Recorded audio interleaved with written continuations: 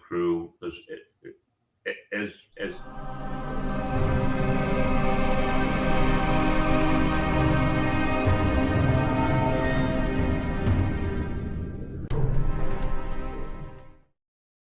I welcome to episode 109, I believe it is. Is it not, Mr. Davey? It is. It is November 20th. My script says November 200th, but I know that's an error. Cheers to everyone for watching us on Captain's Quarters Podcast right here in the oldest city in the nation, St. Augustine, Florida. And as always, we like to make sure you know how you can find us. So go to Captain's Quarters Podcast at YouTube. Captain's Quarters Podcast. So youtube.com, find Captain's Quarters Podcast, or use that silly thing with all the buttons and dots and things in it. That's called a QR code. Use that QR code and find us. Subscribe to us. Like us. We like it when you like us. And follow along with all the things we do. 109 episodes under our belt now. Who knows what's going to happen in the new year? And we're actually going to talk about 2024 in just a little while during the show. But for now, Captain's Quarters Podcast on YouTube. And we always like to tell everybody our full show sponsor is always the Pirate and Treasure Museum of St. Augustine. I have a good loving for them. I've been with them for 12 years, ladies and gentlemen, coming up on 12 years doing tours for the St. Augustine Pirate and Treasure Museum. And they have propelled me into all kinds of things that have not been on my plate or would never have been on my plate. And now here we are. And now we've got this podcast. So we like to brag about the St. Augustine Pirate and Treasure Museum because it's a lot of fun there. And if you're looking for a good tour during the holidays here in St. Augustine and want something to do, come see me there. I'll give you a fine tour all about real pirate history. Upon that note, we always start off with 8 Bells, which is sponsored by our family friends of the Rikers, the Riker reenactors. And we'd like to go ahead. And 8 Bells is going to be a little long tonight, ladies and gentlemen, because, well, sadly, we have quite a few. So if you can, Mr. Davey, let's see what we have. George Funky Brown was the drummer, founding member of one of the main songwriters of the pop, rock, rhythm, and blues group Kool and the Gang. Co-wrote such enduring standards as Celebration, Jungle Love, and Ladies' Night. He was 74 years old. Kool and the Gang was big when I was in high school. Dana Carvey. Wow. Dana Carvey is an American stand-up comedian. Well, I didn't even need to read this. If you don't know who Dana Carvey is, and best known for his 7 seasons as cast member of Saturday Night Live, 86 to 93. I'm actually thrown by this one. I did not catch this one at all. Carvey is also known for his film roles in comedians, such as his role of Garth Algar in the spin-off of Wayne's World and its sequel, Wayne's World 2. He was 68 years old. Davey, can you hear me? Davey? I can hear you. What was the cause of Dana Carvey's death? Do we know? I'm not sure. All right, I'll have to go back and look at it. That's sad. I was shocked. Wow, that's out of the blue. You know what makes it even worse? He was only 3 years older than me. Damn. All right. Oop. Mandy, that might be why we're having problems with YouTube. I've let a few words slip. John Michael Jumpin' Johnny Green, an American professional basketball player in the National Basketball Association. He played college basketball for Michigan State Spartans, earning consensus second-team All-Star or All-American honors. He was a 4-time NBA All-Star. He was 89 years old. Sarah Keys Evans, an African-American Army veteran who was a major figure in the civil rights movement in the United States. Keys was invited to speak at the 1997 dedication of the Women in Military Service for America Memorial. In 2020, Roanoke Rapids declared August 1 to be Sarah Keys Evans Day and dedicated a mural depicting her story. She was 95 years old, ladies and gentlemen.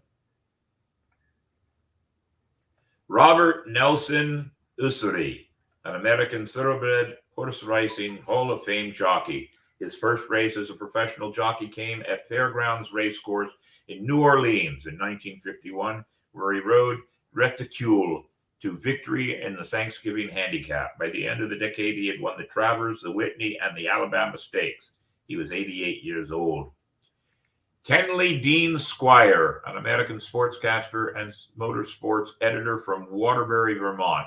From 79 to 97, he served as a lap-by-lap commentator for NASCAR on CBS and was also a lap-by-lap commentator for TBS from 83 to 99. Squire was the first announcer to give lap-by-lap commentary for the Daytona 500 in 1979. He coined the term the Great American Race for the Daytona 500 and helped introduce the Australian-developed in-car camera for 1982 running of the event. He lived in Stowe, Vermont until his death, and he was 88 years old. Eleanor Rosalind Carter just passed away. Was an American writer and activist who served as the First Lady of the United States of America in 1977 to 1981. As the wife of President Jimmy Carter, and for the decade she was in public service, she was a leading advocate for numerous causes, including mental health. She was 96. Now, I want to say one more thing about Rosalind Carter. Jimmy Carter passed away just months ago, and I talked about how Jimmy Carter may not, in the eyes of many Americans, been one of the best presidents in the world, but he is one of the best examples of what a president should be after the office. He is a hugely great statesman, and I have to say that Rosalind Carter shared the same limelight, and both my wife and I got to meet her in Las Vegas. My wife was running a Christmas tree stand in Las Vegas in about 2004, I believe it might have been, and Rosalind Carter and one of her sons came to buy a Christmas tree because they were in Las Vegas for Christmas. So we got a chance to meet them. We have their autograph on our wall. It was great to meet her because I had met Jimmy Carter when I was in the military. So it was wonderful to meet her. So those are our fond memories of Rosalind Carter. Oh, Captain, there was it was not Dana Carvey. They messed up on the wiki thing. It was his son. Oh, okay, very good. Well, wait, that actually is not very polite to say. Not very good. How about sadly they made a mistake? Even more sad that he's lost his son. All right, very good. Peter Alexander Spellos was an American voice actor. Spellos appeared in hundreds of films and television shows: American Dreams, Gus the Guyver, Ramsey, ER, Trib Reporter, Married with Children, Elmo, Battletech, the animated series, and Captain Miles Hawkins. Viewer of Alien Detectors, Moose Trenganau, and he was 69 years old. Now, this last one is for people that are in the international pirate community. Out of the four, I actually know one. I knew Mad Davey Flint. The others I did not have the pleasure of meeting, but I did have the pleasure of knowing through that wonderful media called Facebook, because the pirate community is very widespread. I have to say, it is a sad thing to have lost four of our brethren: Lady Sarah, the Axe, Lady Suzanne, and Mad Davey Flint. We lost them all in this last week. A very sad thing, and we mourn their loss as we mourn the loss of everybody in 8 bells. So, Davey, give us our traditional 8 bells.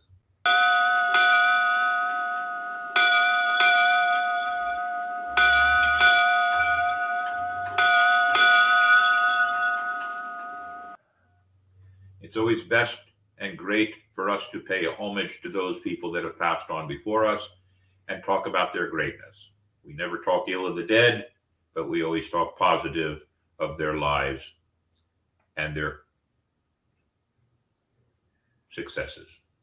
For now, though, ladies and gentlemen, we move on because it's now time for Joke of the Week. We go from 8 bells to Joke of the Week with Mini Mayhem. Joke of the Week is sponsored by Marco's Pizza, one of our newest sponsors. They were a big sponsor for Spooktacular and helped us do such a successful job.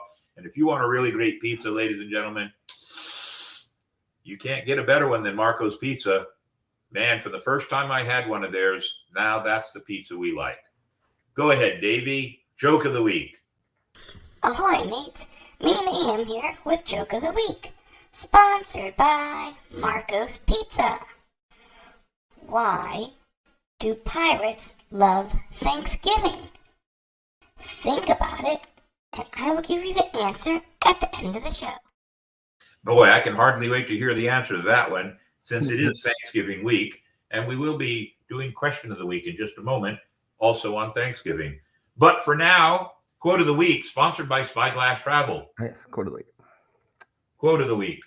What did I say? Yes. Quote of the Week, sponsored by Spyglass Travel. Sorry, it was a long weekend. You can't control the wind, but you can adjust the sails. An unknown has said that, and very, very interesting to think of that. You can't control the wind, but you can adjust the sails. I like it when a quote pops up that Davey has found and it fits within things that I'm thinking over the last couple of days. Yes, we will adjust, as always. Sounds like a good one. All right, pardon me. Now it's time for Question of the Week, sponsored by our good friends and our lovely Miss Gina and the Ancient City Sirens. You need a dance troupe? Why, they're the ones to call. They can do pirate dance, fusion, tribal, you name it, they can do it. I have total faith in everything they do. That's why Gina and I have been good working partners since 2008.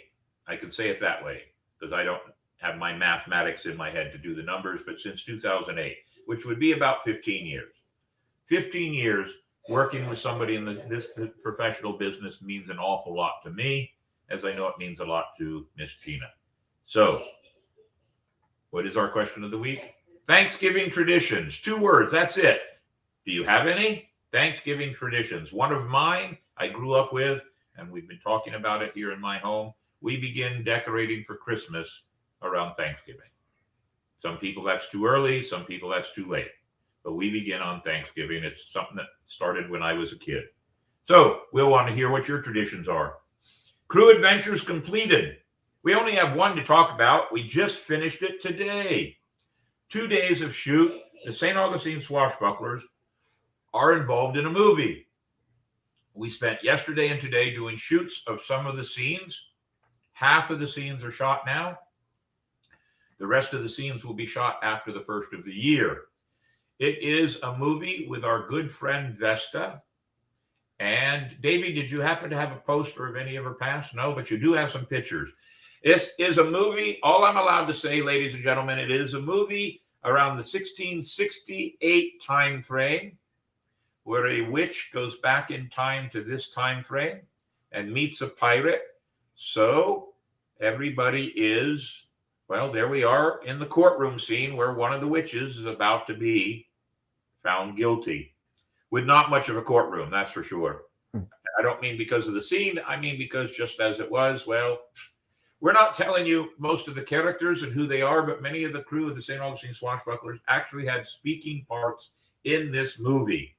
There's a whole group of them there. Now, of course, Mr. Longwood had to get his own picture in there. Get that out of there. There's old Mr. D. There's Tinker. There's Mr. Leon. There's Robin, all having bits and pieces and parts as townfolk and regular old people, not pirates. All right. There were a couple of other pictures there. I sent you 7. I'm missing one. All right. Pop the 2 up that are full of with all the people in it. Okay, that one, as long as you got that one, I'm good. And the reason I'm good with that is because there's Miss Cece right up in the front, and she wasn't in a couple of the other pictures. And if we didn't put her in those pictures, well, somebody's going to get in trouble, Mr. Davey. But there's the crew. That's a good portion of our crew right there, ladies and gentlemen, involved in this movie. So the rest of the movie will be shot after the first of the year, and then the movie will go public sometime in the summer. Be watching because we are actually looking at an opportunity to have a reveal show or a grand presentation of the movie. And we've already talked about possibly turning it into a charity event. I'm a little slow because I keep seeing some things here. Will the historian says he thinks President Carter is still alive. I believe he passed away already. Didn't he? No. He did not pass away. Let's double check that. I thought he passed away about a month and a half ago. So let's double check that. I could be wrong, but I could have sworn. And he's older than Rosalind. Rosalind was 96. Jimmy Carter was 99. And that's why I thought he passed away, because he just missed his 100th birthday. Davey, check that out real quick as you can. Yep. But as we finish the Crew Adventures Complete, we do want to talk about a few crew adventures on the horizon. If you want a good ride with Santa, go to the Tasting Tours, Night of Lights, and get on board with Santa. Santa's got several open rides still left if you want to ride around in a golf cart with Santa. And I know that Santa had 11 tours on Saturday and Sunday night. The next group is Friday, Saturday, and Sunday this week. Our next one, we want to make sure we say something about our good friends, the Seawolf Privateers, for on December 2nd from 8 to 10 at Captain's Barbecue. You can bring your little one there and have breakfast with Santa, pancakes and laughter and holiday spirit. And the tickets are very reasonable, $10 for adults, $5 for children. Get them in advance, see all that information there, and go down and have breakfast with Santa down there in Flagler County with the Seawolf Privateers. After Christmas, when Santa has left, you may want to take one of those rides on that golf cart around and see the city lights with old Captain Mayhem piloting a 10-passenger golf cart. Now, if that's not a ride and a half to have some fun with, I don't know what is. But come on down, 27, 28, 29, 30, and 31. 3 trips nightly, 15 total trips.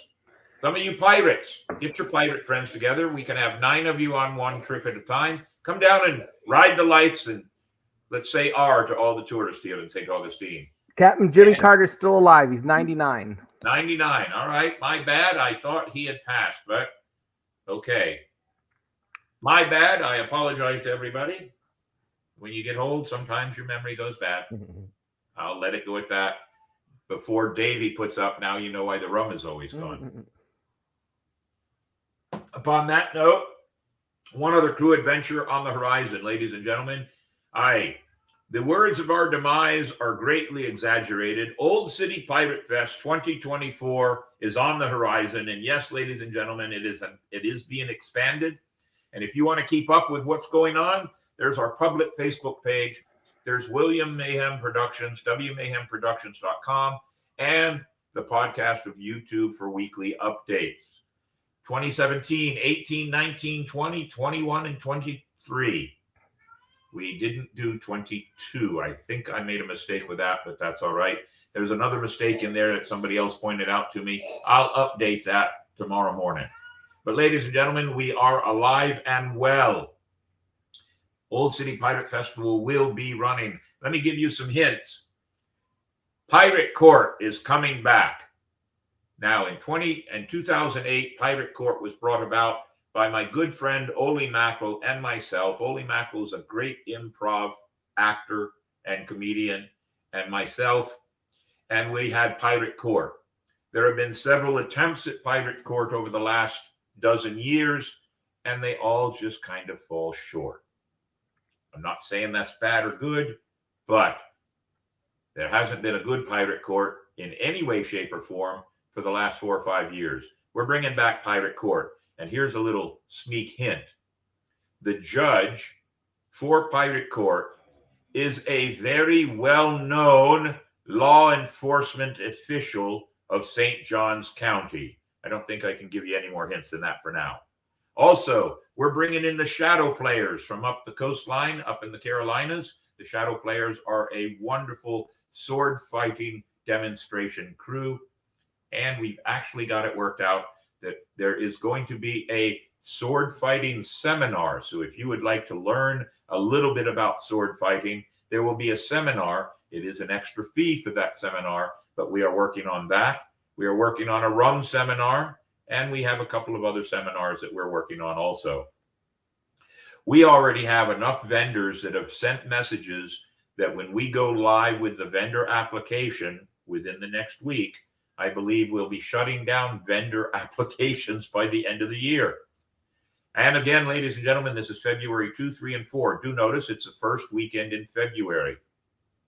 I just caught wind of a good series of comments about Old City Pirate Festival, and I want to publicly thank Chad Cook, the captain of the Pirates of the Queen Anne's Revenge.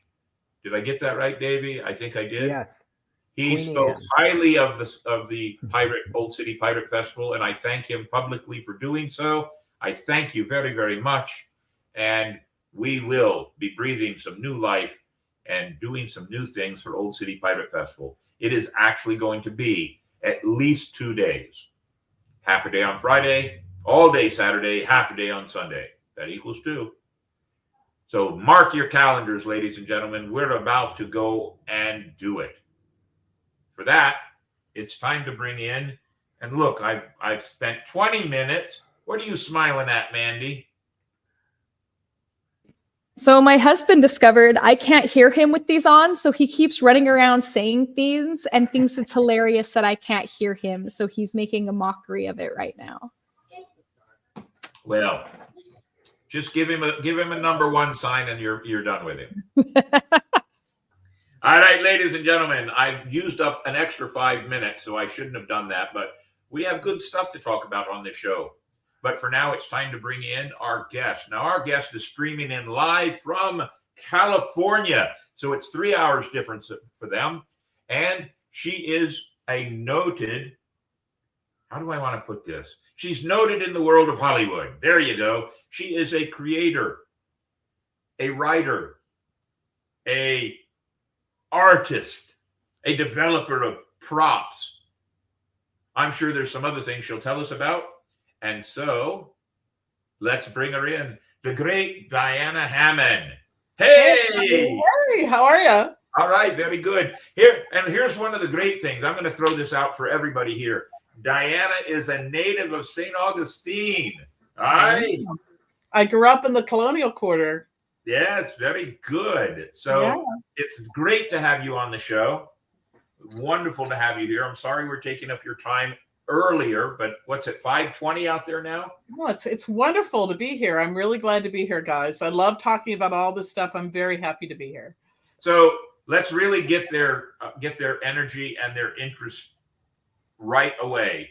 Okay. What is the most, I think I know, but I want you to tell us because Donna bragged about it, but let's have you tell us. What's the most famous thing you're famous for? Working on the Stay Puft Monster on the first Ghostbusters movie. There you go. And if you don't know what that is, well, you're living under a rock. So you developed and created that. No, I was a very small part of the team. I came late, created the monster, and I was hired as a PA, and then I became the coordinator of all the tech, like sort of scheduling stuff. And so it's very complex, and they were running really late. So I ended up, just because I was panicking that it wouldn't get done, I got out a calendar and started, scheduling things. And because I did that, I ended up sort of getting, into the room where we saw the dailies and ending up, getting a higher position. But the most fun part was puppeteering his mouth. And that was great. And I've never worked on anything. It was my first big movie, and nothing ever came close after that. It was great. So you've had other experiences in puppeteering. Now, here it is. Was there a person inside of that? Yeah. That's Bill. And Bill is like, he's still working. He's amazing. There he is. He was, so Bill was in charge of the whole suit, Bill Bryan. And he also was the person inside the suit. So he ran a small crew of madcap people trying to get this done really rapidly, designing it, making sure, the slow walk that he did while they were filming fast ended up having that great effect. And I ended up, my friend Mark Tyler from Jacksonville got me this gig, and that's me there on the right in the white shirt. And at first I was just like running to get supplies and making sure there was, no dirt on the suit and things like that. Making sure Bill had air conditioning in the suit. There was like a big tube because inside of those suits, it gets really hot. And then eventually I was puppeteering his mouth and, in with Richard Edlund and all these great effects luminaries. That's me talking to John Bruno. I'm in the stripes, and that's John Bruno, who was the art director. And that's on the stage set of Ghostbusters. And you can't really see it in this shot, but this suit had a slit down the back. All these suits, the foam wrapped around it, and you had to sort of hide the zipper in the back. And then the cables came down behind his leg, and there was a slit in the road that sort of self-healed. So the cables ran right behind him, and I and 3 other puppeteers were on a cart underneath this stage set puppeteering as he walked down the street. And that's Etsuko Agawa there on the left. She's a very famous effects person in Japan now. Very, very cool. That's something really to brag about, though, because Ghostbusters is, what's the word we want to use here? Ghostbusters is just really ingrained in the culture of many of us, especially those of us that really got to see it all.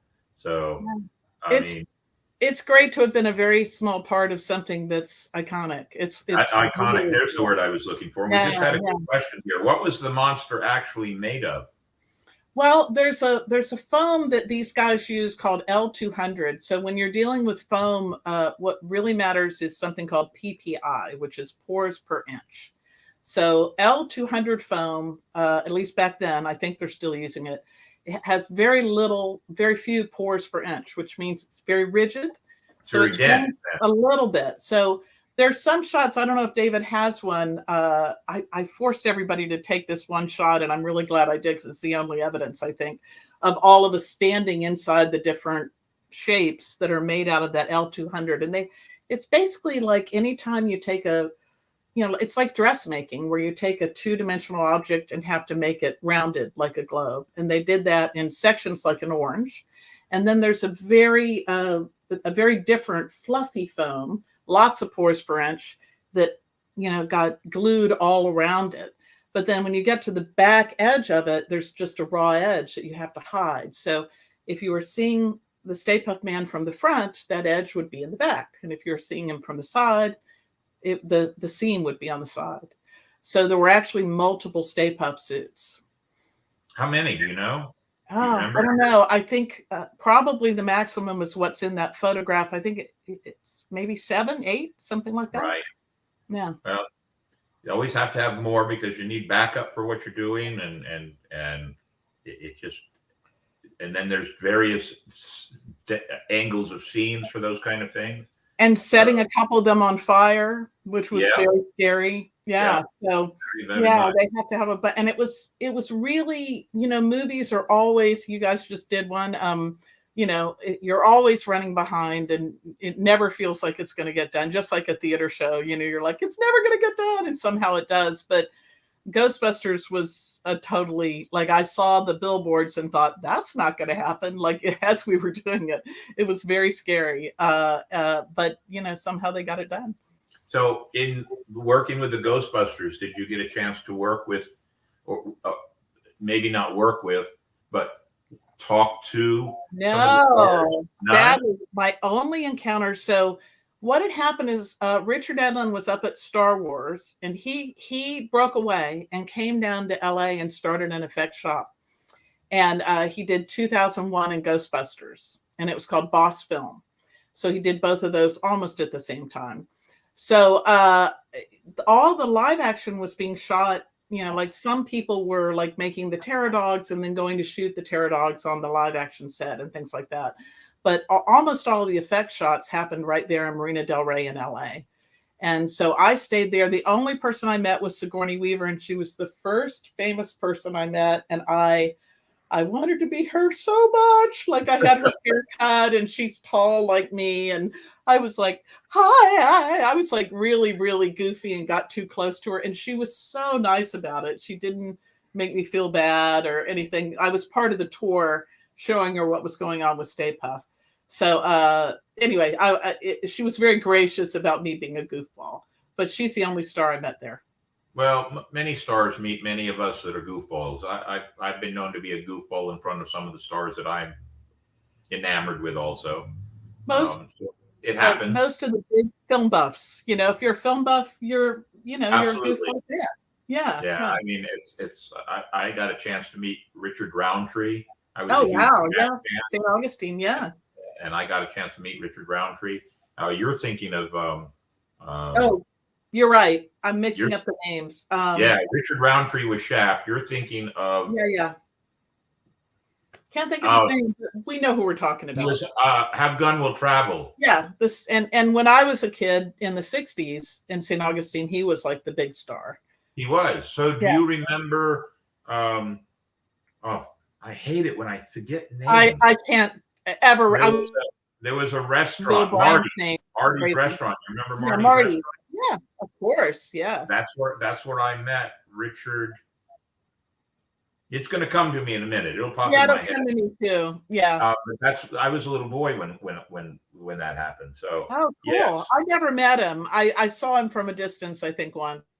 I never met him, but he taught acting classes at Flagler also. Did he really? Yep, I didn't know that until recently. Oh wow! Well, I was friends with Bob, who taught art there. Bob and Gudrun Hall. Did you guys know them? Bob was Richard Boone. Richard Boone, yeah. Richard Boone. Yeah. Oh, that's great. Thank you for the help, Donna. All right, that's what I have. That's what we have. This gallery of people. Let's see, they've caught me already. Jimmy Carter's still alive, and I can't remember Richard Boone's name. And I'm only on my second glass of wine. I mean, come on. So you have an excuse, unlike me. Any excuse is a good excuse. So let's talk about some of the other celebrities you've met. Can you name some that stick out in your head? Well, sure. I can tell you a more embarrassing story. How about my Richard Gere story? Okay, very good. Okay, this is one of my favorites. So I was working on a movie called And the Band Played on It. It was one of the first movies HBO did. I think it was the second one. And it was downtown in the homeless area. And the Band Played On was that great movie about AIDS right after everybody had died, like right after my whole generation of artists, the men had died.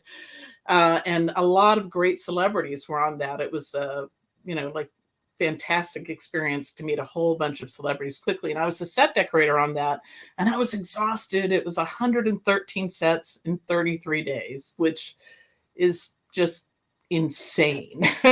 Yeah. Nobody does it. And it's hard to explain, like, one set a day is sort of the norm. And it was just so beyond that. And so I was, exhausted, and it was early in the morning, it was right at dawn, and the streets were empty. And I started walking from the seedy hotel where we were shooting towards my car.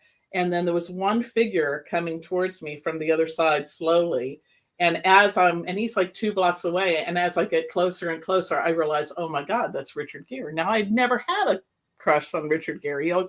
He always seemed very slick to me and not really my type. But as he got closer and closer, he was like smiling at me. And like, with those big stars, they just, that Marilyn Monroe light switch thing, they just, when they turn it on and flirt with you, you're like, it's to die for. So he's walking slowly towards me for like a block, smiling at me. And at a certain point, my knees gave way. And I had to and recover. And then he laughed at me as I was passing and said, "Good morning." And that's it. That's the whole story. But that's my Richard Gere encounter. But at least it's a good memory, though. At least you didn't fall all over the street, right? No. I mean, I just I didn't fall on the ground, but my knees gave way, and I had to sort of, I'd never had that experience, and they just dropped out from under me. But it was like a very intense, like smiling and flirting with me. And that star power thing is very, it is. It's alluring. It is really something at times. Yeah, very much so. Yeah.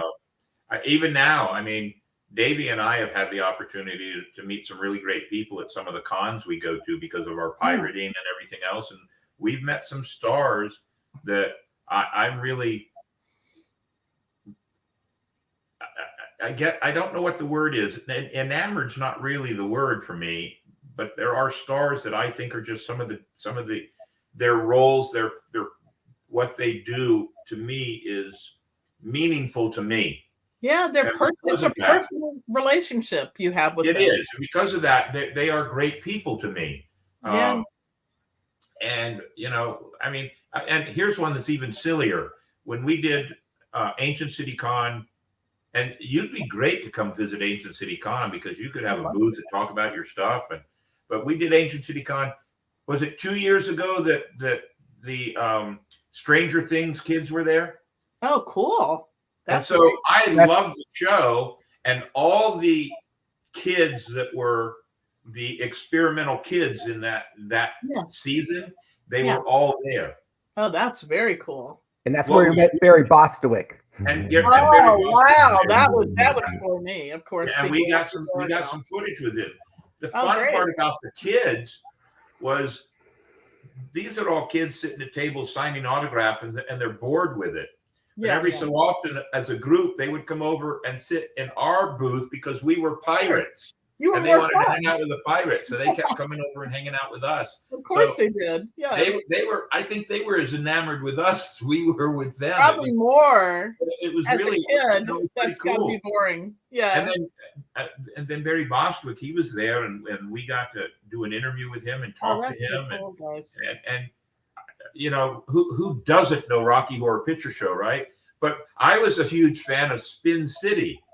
Oh yeah, he was great in that. Yeah, and he was wonderful in that. And so he's great in everything. He's always good. But he also was a great George Washington. So when he gave me a picture, he autographed a picture and wouldn't let me pay for it. But he gave me one of his autographed pictures of him as George Washington. That's really nice. Fits very well in my pirate room. Oh yeah, that's totally. So, yeah, you find those actors. So what's another actor on your side that really sticks out in your head?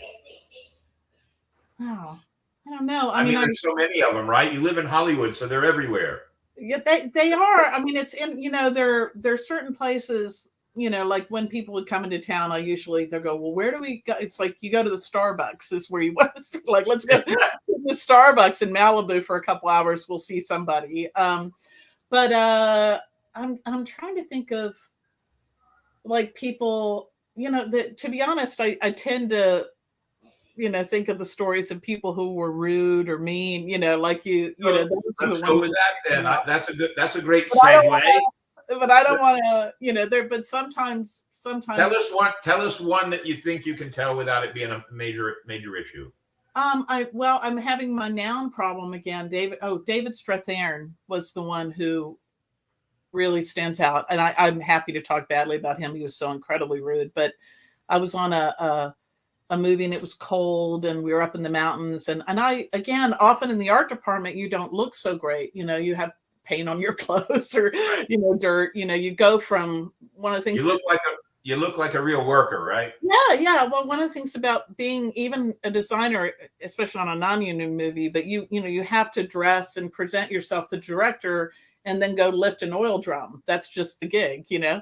And so often you don't look like anybody, which can be a real gauge of, you know, who these people are, because they can treat you like you're a PA, and then you're in the meeting and they're like, oh, I made a mistake. I just offended the designer. But he was really, really rude. Like I just said, you know, it was, again, one of those things where I was walking toward him and it was the morning, and he was coming toward us. I said, good morning. And he said, you know, I don't even think he said anything. I think he just looked at me like I was a bug that he wanted to crush. And how dare I talk to him? Yeah. Oh, I know a good one. I can't curse, right? I won't curse. I know a good one. This isn't my story, but I love it. You know who Art Carney is, right? Absolutely. Okay, so Art Carney is a famous curmudgeon. You'd never know it from his roles, right? But I did this movie called The Night They Saved Christmas.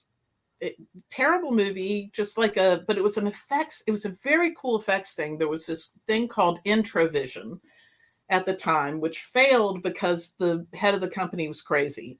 But like Spielberg was like, where's the matte line? Like it was an amazing technology where they would actively run the film through the camera, and they would have a glass mat. Often in effects, you would have a plate of glass. In the old days, you'd have a plate of glass that you would shoot through, and there would be a painting, on one side that would be part of the scene, like in the early film days, right?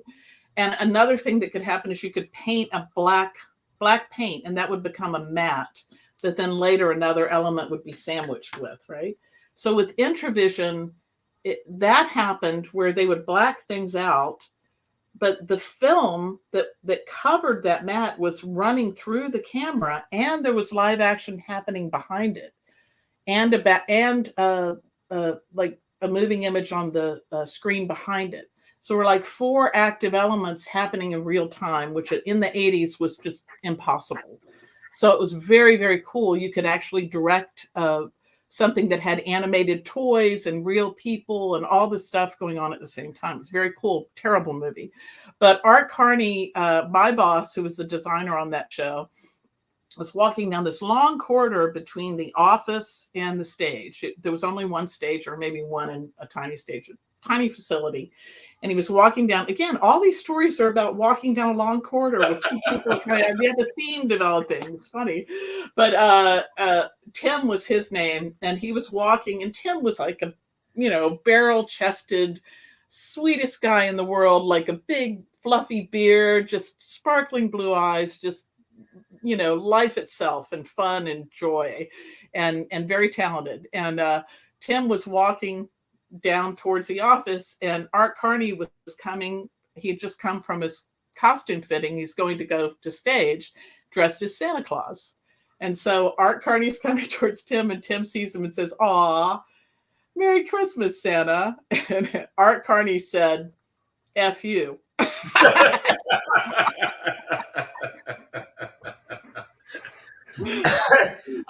And that is Hollywood. Yeah. When we had Steven Sears, right, David? Steven Sears was on about 2 months ago, and he's out in your neck of the woods, and he had dealings with Xena Princess Warrior and Hercules and some of the really great A-Team, some of those great late 80s, 90s. Yeah. And he actually coined it best. And I had to agree with him, and I think you would too. You can really tell the character of a famous actor by the way he treats the people around him. Sure. Yeah. Or it's her. It's stressful though. I mean, you really,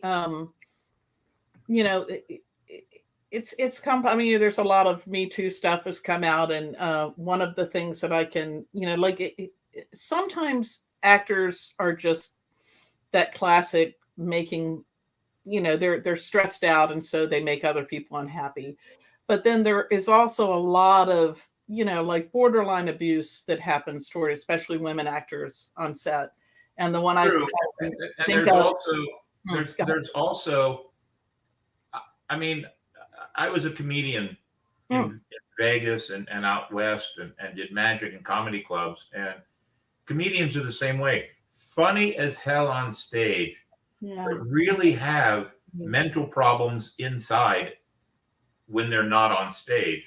A perfect example is Robin Williams. I mean, Robin Williams had a lot of problems.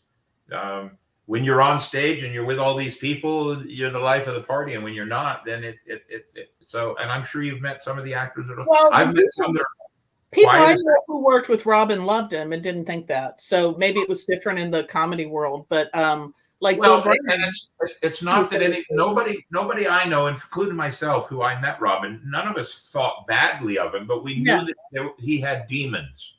Yeah. I don't think you become a comedian unless you have demons. I think it's like a way to extricate them for most people. I think. What you talking about, Willis? I know. But art is, that's what art is for. And I absolutely think and also for actors. Oh, look at this. That looks like you.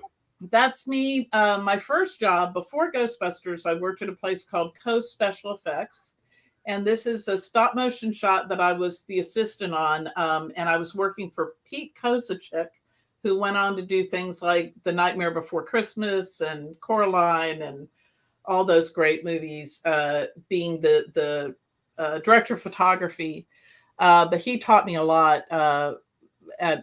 He was one of the many wonderful teachers I had at Coast Effects. I only had a few months there, but I learned so much when I was there. I was very, very lucky. So besides the Stay Puft Man, so that's your favorite. Do you have a second? This is Beetlejuice the snake. And there we go. People don't think this is me. A woman working on this named Lynn, who I look more like her in the shot, but it's definitely me in my 80s glasses. And I puppeteered the cheeks and the tongue on him. And I think on the internet, on Facebook, you can see a video. I think I linked to Mark Tyler's video that he took that night. But this, they did a first snake and then it got rejected. I think something was wrong with it, or they wanted it to look more like Michael Keaton or something. So Ted Ray, who I worked with a lot and who's like one of the most creative people I've ever known, technical genius with film. He had a company called Persistence of Vision. For a while, he worked with Tim Lawrence from Jacksonville, who's one of my friends from Jacksonville. We all went out together. And this was Beetlejuice, yeah. So that was just a couple weeks. I painted the miniature stage that the snake, is on there, and then worked with the rest of the crew and just did puppeteering. And Beetlejuice is another classic. So I know. You've been involved in some really great classics, iconic movies. And it's coming back, right? They're redoing it. They're doing a Beetlejuice 2 coming up now. Are they really? Yeah, it's in pre-production, I think. Is Michael Keaton in it? I don't know. I don't know much about it. Look that up. Did you get to meet him? I think he's a great actor. Yeah, that's one of the reasons I left to go to the art department, because I wanted to direct, and I wanted to be where the action was. And it probably was a bad idea. I also didn't want to be around the chemicals as much because I wanted to have a kid.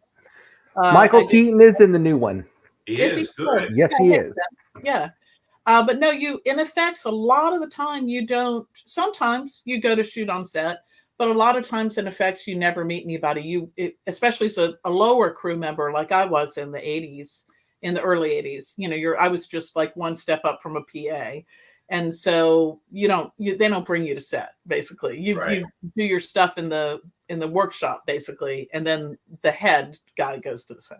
So I might get some flack from some of our watchers tonight, or anybody else that watches us afterwards, but I think Michael Keaton was the best Batman of all the Batman.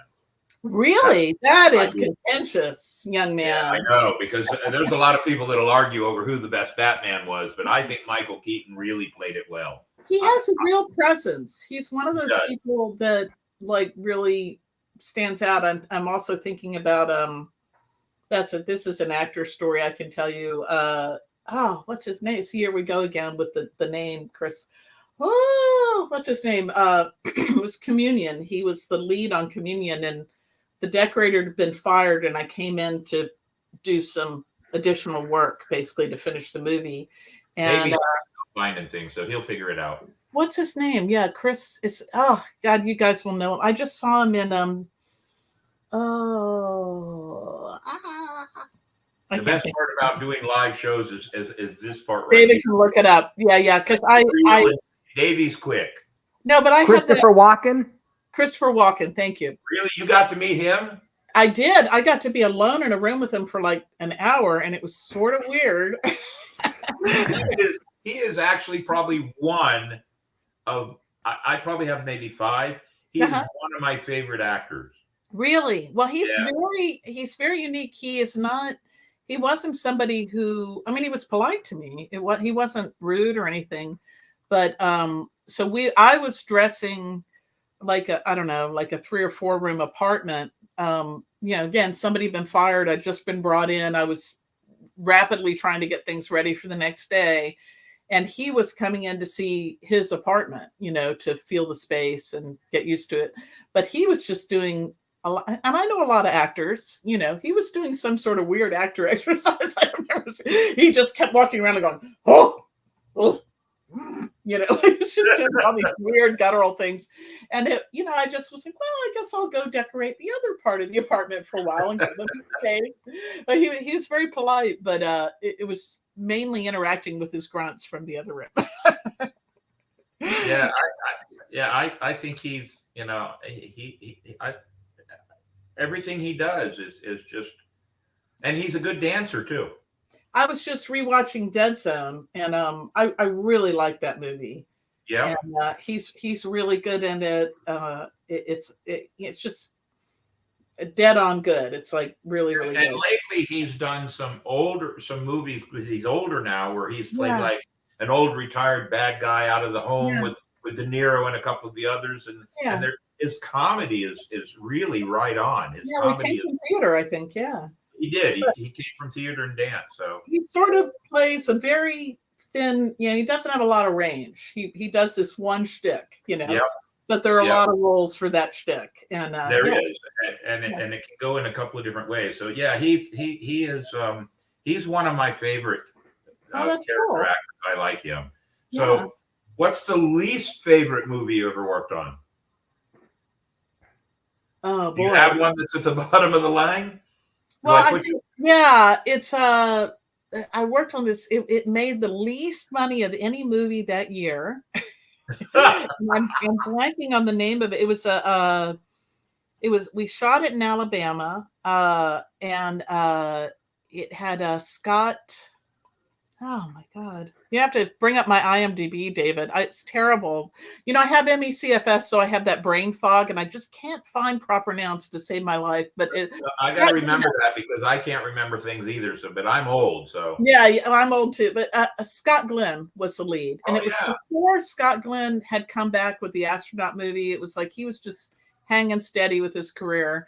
And this was a mob movie set in the 30s. So there were a lot of really cool sets. It was a really, for me, I was a new-ish decorator. And so it was challenging. And it was like a 30s carnival and mob bosses and, millionaires' houses. And, it was a cool challenge, but it was very low budget. My driver fell asleep and we were in a terrible crash. There was a lot of racism in Alabama. We had a black kid on our crew who was just great. And he couldn't go into shops and rent things. People wouldn't rent to us with him and things like that.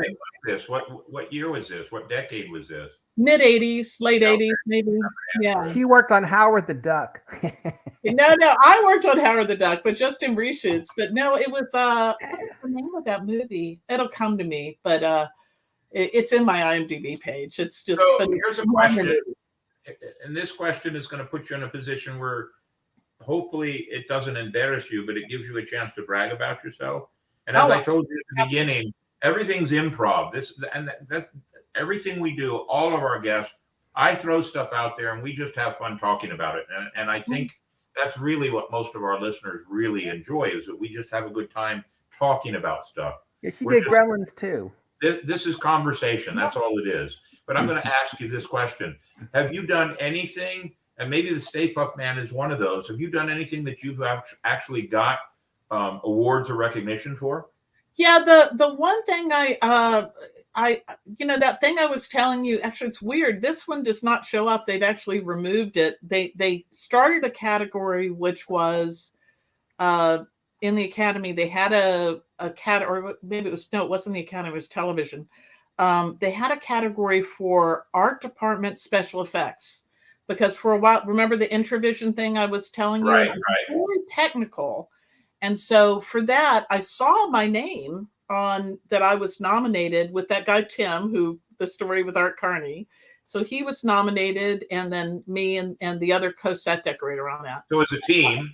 Yeah, it was a team of us, and that's usually how it is in the art department. Right. We get nominated with a couple of other people. So we were nominated for an Emmy for that, but then they removed that category. It didn't really take off. And so they just, because it was only that 1 year or maybe 2 years, you can't find that. And I didn't win. I was nominated. And same for And the Band Played On. I had an Emmy nomination for that, which I was very proud of.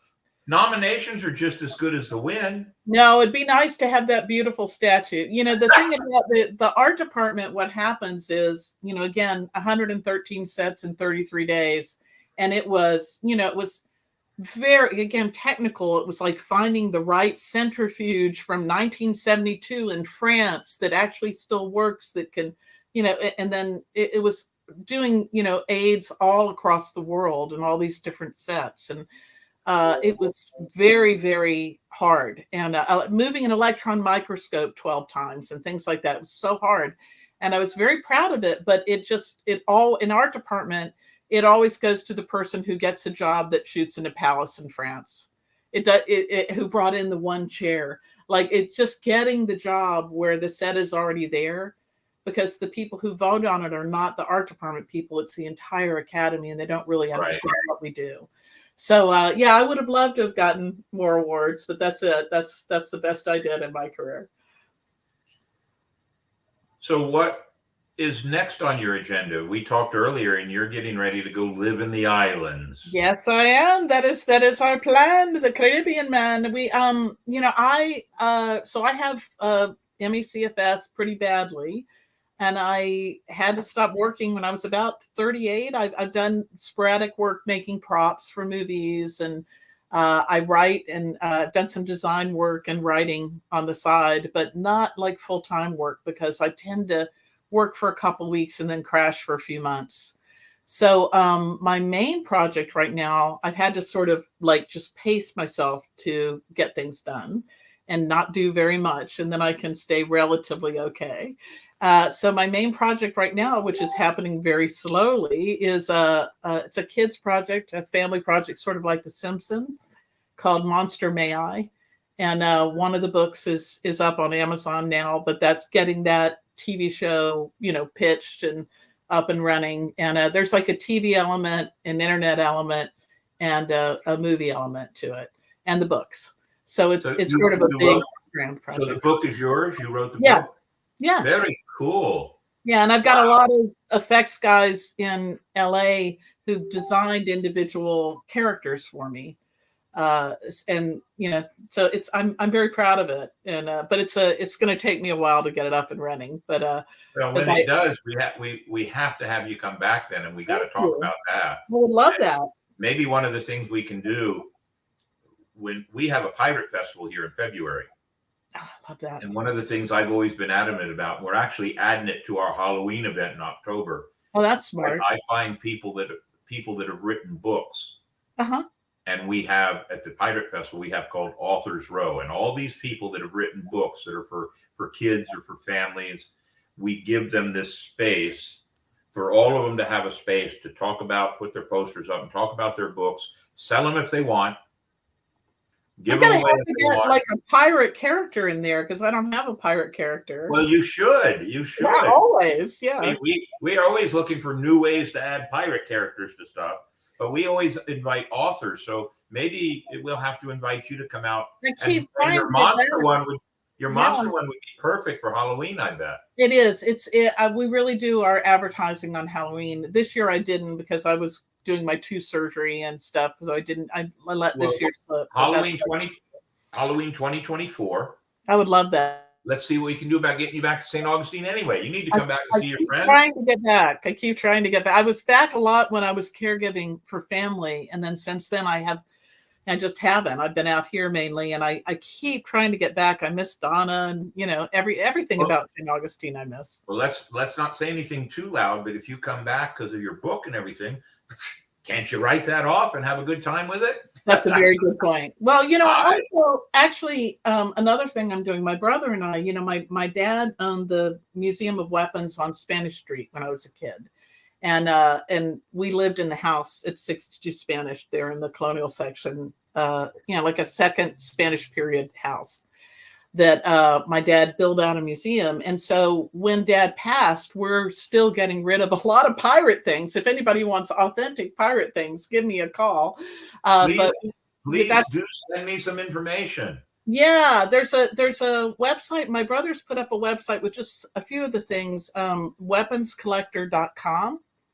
And you can see some of the stuff there. Dad specialized in Spanish colonial weapons, Right. but he also had some English weapons, Well, Queen Victoria's shotgun, and things one like of that. the things that we do when we do our pirate setup, or under William Mayhem, is we have a traveling museum. And we Oh, take right. the museum to festivals and schools, and there's all Yeah. kinds of props, and we're always looking to add more. And it would be Well, really interesting to add. These aren't that. I mean, I love that because that's what Dad used to love. He would have people come into, even when he stopped doing the museum as he got older, he kept like his core collection around him, and people would come to visit, and he would hand them a left-handed dagger or a conquistador sword and let them touch the real thing. That cabinet of curiosities where it's just different, like what you're describing. It's fantastic, but unfortunately, this stuff is like the stuff that can be played with kids is sort of gone. Like that's been sold off, and now what we have is something you put behind glass, basically. Well, I can put it behind glass, or I can hang it on my wall here in my pirate room. And everybody that is watching our show, they know about my pirate room. It's like a miniature museum here. Oh, that's cool. We're always looking for things. See, here's another reason for you to come out, because no, you would die. I mean, Dad's collection is amazing. You should definitely go to the site. It's very cool. We'll pass that information on to Davey and Donna, and I will definitely. Yeah, So, a lot of Doug relics too. Like if you like rusty things that have been in the ground. My dad rediscovered Fort Mose, right? Too. Yep. Did you know Yep. And Fort Mose has been a big thing over the last several years. They've been doing things here at Fort Mose. It's so. I'm struggling for a word here. I want to say cool, and cool's not the right word. Interesting is not the right word, but it's just really wonderful to show with this transaction of conversation how small the world really is. You're a St. Augustine native, and you've traveled all the way to the other side of the world, or the other side of our continent. Country. Yeah. And you've done all these things, but yet you still have your roots, and you still love. I feel very connected to St. Augustine, even though it's been several years, with COVID and everything too. It's been several years. Stephen was the same way, Stephen Sears, and we're trying to get him to come out for our festivals or whatever else. So he was the same way. I've known a lot of people that have been from here, and the family history of my family, our family has been in St. Augustine since the 1700s. Oh, really? Oh my God, that's amazing. So are you Menorcan then? There's some Menorcan in there somewhere. Yeah. I just don't know exactly where it is, and in fact, our uncle, he was a Carleton. That a lot of people don't know that we're related to the Carletons, but Doyle Carleton was the governor of Florida at the turn of the century, 1900. I think 1903 to 1907 or something like that.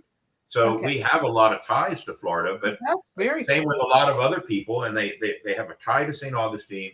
Then they go off into the world and do great things, and then they still come back here. Who doesn't love St. Augustine, especially being a kid growing up in the 60s, and the colonial quarter was freaking amazing. I mean, it was just amazing, and we were there for the 400th anniversary, and dressed up in our little outfits and in the parade and all that. It's like my memories of childhood are all around the Day of Spain and Day in Spain and all that. I saw a message in our comments by somebody. I think it was Jim. And by the way, Jim, glad to see you're out and your health is doing good. I wanted to make sure we said that tonight. We know that he's a avid watcher of everything we've done, and he's had some health problems. But it's nice to see you, Jim, back on the show with us. We appreciate it. We want to make sure that you know that. But Jim was saying something about there was a movie that was shot here with Rob Lowe. Oh, there's Communion there. Communion. There you go. There's Communion. And Big Girls Don't Cry. Yeah, that's another difficult one. And played on. Yeah. Cuffs. Oh, you did Cuffs too? Another situation where the decorator I got called in a lot when people got fired. I was sort of the person who nobody else can handle it, but she can fix it. I would be like, why don't you call me in the beginning? And then, but I would always be the fix it girl. And that was another one. The decorator had been fired, and she had shopped. There were this happened to me twice. She had 2 pictures for the next week. She hadn't done anything in advance. And the next set was the one where they shoot up his apartment, and so we needed 4 matching sofas, 4 sets of curtains, because they, multiple takes, and nothing was done, and it was a holiday weekend, and it was a nightmare. But he was very nice. Christian Slater was. You very accomplished nice. Yeah, I got it done, but it was not fun. So a few of the people, because Donna made a comment, because I can, if I don't have my glasses, I can barely see the comments. One of these days, I'm going to get a bigger screen so I don't have to wear glasses. But a few of the comments are, some of our ladies want to know who your husband is, and he's an actor. Oh, he's Carl Hamann, Carl with a K, and Alias. One of the seasons of Alias, that's his biggest role that I can think of anyway at the moment. He did like part 1 and part 2. And what's it called? It's like restricted eyes only or something like that. What's it called when you have a sign on a wall that says you can't go in there? It's authorized personnel only. It's the name of it. But yeah, if you look him up on IMDb, Carl Hamann, David's put the IMDb up there now. That's a whole lot of stuff for people to remember. Things like All that. they have to do is go there and type her name in. Okay, yeah, type in my last name and he'll come up. And he should be walking in the door here soon. You can see him and say hello. Well, we'll put him on screen then. Absolutely. Yeah. If he's up for it. We'll see. It might have been a bad drive across LA. We'll see how he's feeling. Well, any drive across LA is not good. But Carl is someone who will tell you about everything that happened on the way. Like he'll go, and then I tried to turn left on La Cienega, and you're like, no. And so, how long have you two been together? We got married in 97 and we met in 92. We dated for a long time and like instant, this is my man, thing. We had friends set us up. I told everybody I knew they needed to set me up with 2 people over the next year. And very few people did it. This one woman set me up with horrible people. And I had said she couldn't set me up with anybody else, but she said just this one, and it was Carl. And it was on. You've been together for 40 plus years. No, it was 1992. 92 just 2002. It's 30. Is it 30? 2012. Right? 31. 31. Okay, 30. Well, yeah, I'm a pirate. I don't do math well. Yeah, it was on my birthday in May when the riots were happening. And to meet him, I had to sneak behind. The riots in LA were happening, and I had to sneak behind a tank that was blocking access to the Hollywood Hills and go up to a friend's house to meet him. It was very dramatic. Well, very romantic. That must have made it not only dramatic, but exciting at the same time. Yeah, and he was part of an a cappella group. I was saying he sang on Third Rock from the Sun, like with John Ray, the guy who's the lead in the original Oklahoma on Broadway, and right. John Lithgow. And but he was in the a cappella group that got hired for that gig, and we went and he was singing down in this sunken living room. That's how I first met him. It was great. He's wonderful. I adore Carl. I married the right man. Very happy to be married for so long. So he got to hang out with John Lithgow. There's an actor for you. He did. He loved John Lithgow. He really loved him. And what's the name of the kid on that show who's now such a great actor? It was the kids. What's his name? The tall, thin. Dave, you got to look it up. He's like the actor in Third Rock. The young man from Third Rock, David, who's now a big star. Well, he did. Yes. He did a movie with Bruce Willis. Joseph Gordon-Levitt. Yes. And Carl, Carl said, I took him aside and said, "You are really an incredible actor." And he said the guy was really nice. And of course, now he's gone on to be this great. Yeah. He did a pretty good sci-fi movie with Bruce Willis. It was. Oh, I love that movie. Very interesting. It was cool. Loopers, right? Yeah, Loopers. That's it. It was a good movie. That's it. Yeah, really good. He's a great actor. Yeah. So you're moving to the Virgin Islands, but you're going to be able to continue doing your work. So what work will you continue to do while you're living in the life of luxury? That's the idea. Now, my plan, and it's probably going to take us a while to accomplish this because we're probably going to have to rent for a little while in order to stake out, finding the right house for us. There's very little stock of houses there, so we'll see. But I'm going to look for a place where I can have a little studio and do my own little effects setup for my Monster May I and be able to make my monsters and make it happen that way. So that's the plan. And then writing, and I'll probably do some design work. I usually make a little extra money on the side doing. I work as a colorist sometimes, picking colors for corporate logos or for extremely wealthy people's houses, like doing like 14 color paint jobs in mansions and things. So I do a little bit of that to keep the wolf away from the door. And then mainly I'm working on Monster May I now. Yeah. Well, I'd be really interested in seeing more about that myself, very much so, and then figuring a way that we can feature you on later on and talk just about that. I bet it would be a lot of fun. No, I'd love to tell you. It's, two kids get stuck in Monsterland basically, and they host a talk show for monsters. That's really? Yeah. That's a pretty cool concept. It's pretty funny. Yeah, I really like it. How many monsters? It's all kinds of different monsters, famous monsters and non-famous monsters. And the idea, what I'm really interested in pursuing, and it's been it's one of those bleeding edge things where like you're pitching things before the time where it's ready to be implemented. So like when I was first pitching Monster May I was having to explain to executives what a GIF or GIF was, like an animated GIF, and telling them that this is what's going to happen in the internet. It's all going to be these GIFs, and how we want to integrate that to the story for the internet, and how kids reading books are going to want to punch on the word and then the animation pop up. And that's how we get them to read. And they just were like, I have a half an hour slot. What are you talking about? Like they were not interested.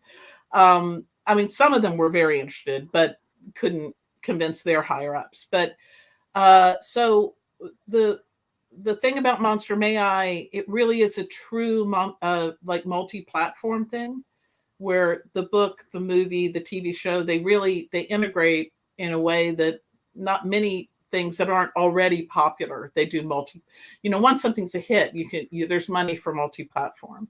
And with this, the idea is to do multi-platform. So Carl and I wrote this thing, going off on a tangent.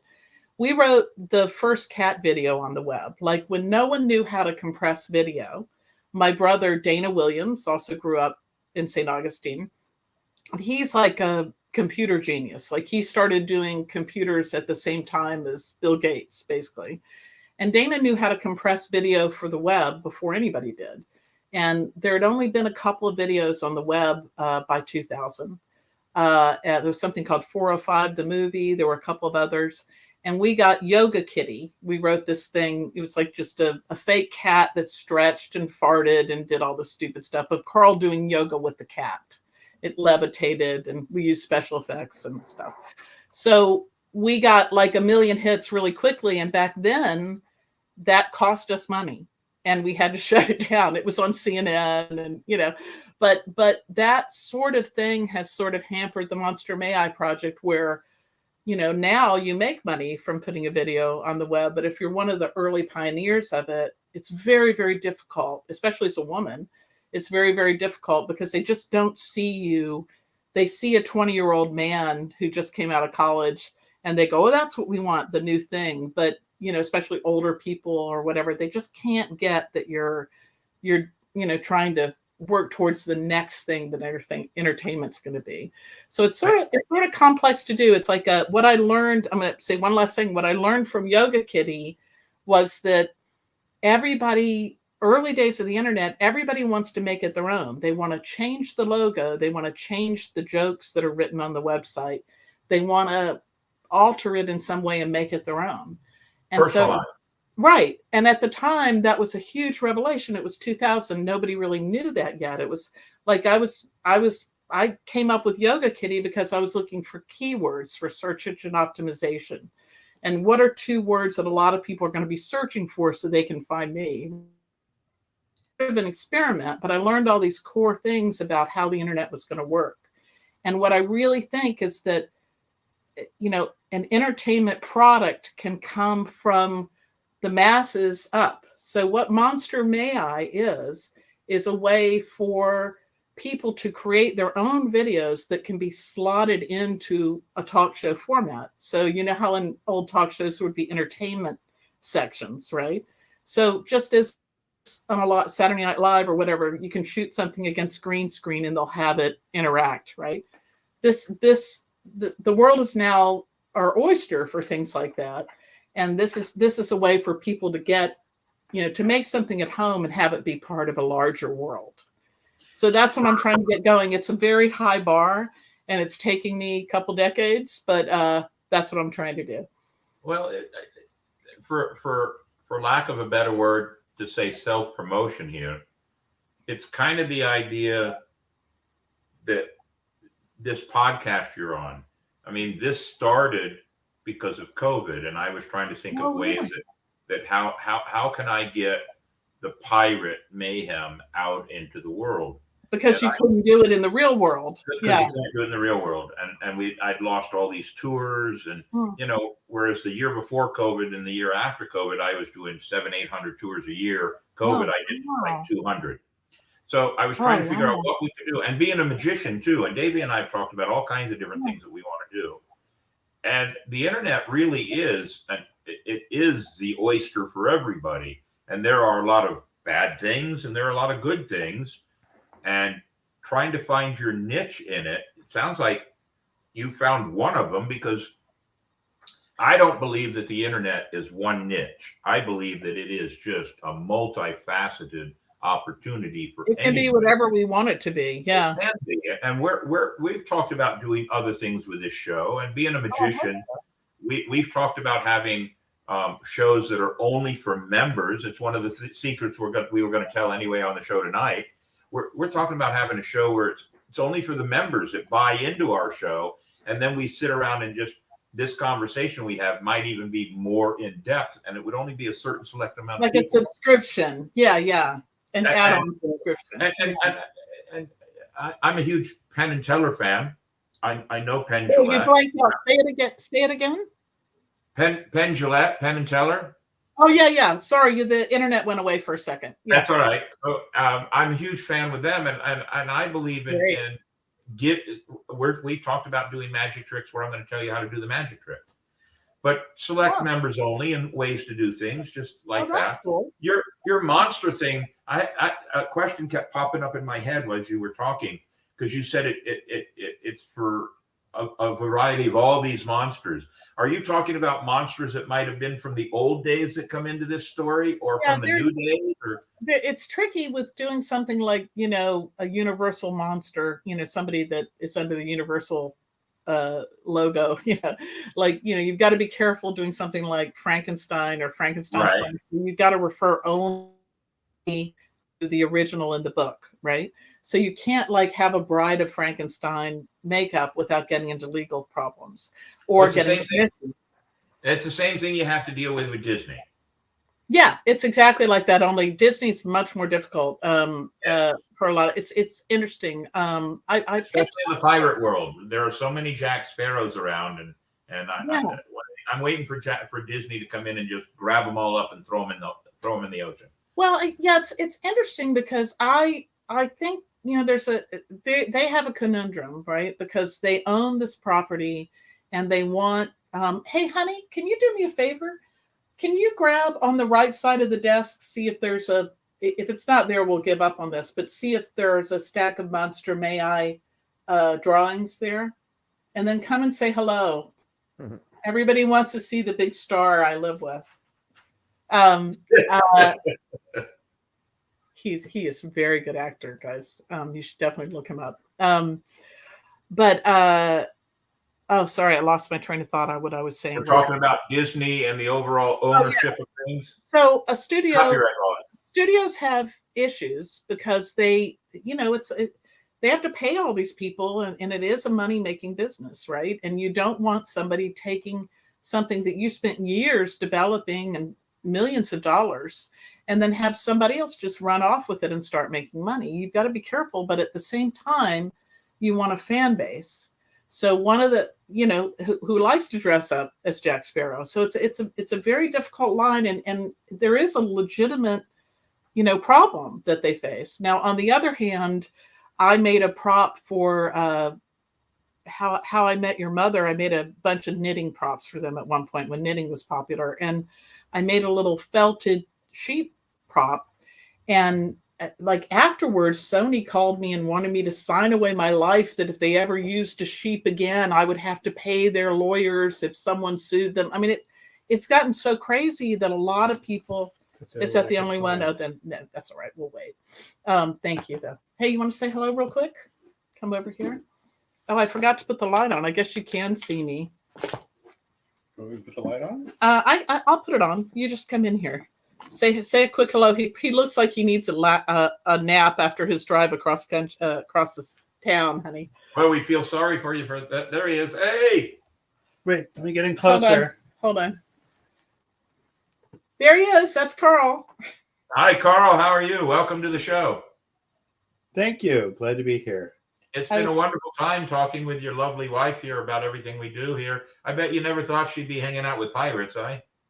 Oh, We that saw could be predicted. we saw a few pirate types when we were in Florida. David, your friend. Yeah. You're going to have to come back and hang out with us and hang out with us during some of our pirate times. And Absolutely. definitely, yeah. Absolutely. Donna and David can dress you as pirates for sure. Yeah. Well, I'm going to need some help for sure. We have a lot of shipwreck stuff that we can bring with us. We have a lot of Yes, we were talking about that. And, stuff like that. Yeah. But you actually, you've never played a pirate? no, I don't think I have. No. No. And Carl, you've never played a pirate either? No. My You dad. have a pirate look. My dad was sort of like, while my dad was alive, and I haven't been back that much since he passed, but it's What not was that he your dad's first anti-pirate. His name was Jack Williams, Frederick Eugene Williams III, but he went by Jack Williams. And some of our listeners, like Jim, who's also a longtime St. Augustine person, he might remember him also. So he was a character. This is one of the things that excites me about this show is when we bring people in that are hundreds of miles away from St. Augustine, but have some connection with St. Augustine. To me, it makes the show exciting that we just get to sit here and we just talk. That's all we're doing. And it's all off the cuff and ad lib, and we get to talk about whatever pops up. And I'm really interested in this Monster May I thing. This sounds like a lot of fun. I've got to figure out you got to figure out how to come up with a pirate monster now. Yeah, I think I will have to do that. One of the things when you're pitching shows, everybody wants your character to be their idea of a character. Right. So one of the things that happens is you'll say, the ghost, the Peepers is a ghost cat, for instance. And they'll say, oh, well, I say, well, he's got an alcohol problem, basically. He's, I'm sorry, I'm misspeaking. I'm crossing characters. There's a baby vampire, and the baby vampire, I'm telling two stories at once. Sorry. There's a vampire baby, and the baby vampire is basically, he's an alcoholic because what he does is he drinks his own blood all the time. So how can you get and sucks his thumb, right? So how can you get the baby vampire to not suck his thumb and then faint because he's, so that sort of thing, you go in and you pitch and the people go, oh no, I think he should be a cool kid. And you're like, well, that's good. But then that's not what it was all about. Right. So, but definitely I could see there's definitely got to be a place for a pirate in there somewhere. I think I could come up with that. So one of our watchers is Jim. Can you see the Jim. Hey, Jim. So Jim says that he knew your dad well as a teen, and he talked guns to no end. So there's somebody that knew your dad. Dad loved to talk to people, especially young people, about weapons, and he was an incredible expert, and had really, really beautiful guns, like just works of art, not just guns, and right. swords, and like a crossbow and a jet. And the museum was amazing. And I'm gonna have to go to the website and see if there's anything that I can beg, borrow, or steal. Mostly we still got steal because I'm a pirate. I'm going to steal. Yeah, no, there were, Dad, again, it was mainly Spanish stuff, but a lot of English dueling pistols and things like that, you know. A lot of really cool stuff. Dad had exquisite taste in, I think that's where I got my taste, my design aesthetic was, you know, the sculpture. He didn't have ugly. If he had a blunderbuss, it was, you know, something. The lines of it were beautiful. The way the silver was worked into a grotesque on the end or whatever was on the butt was beautiful.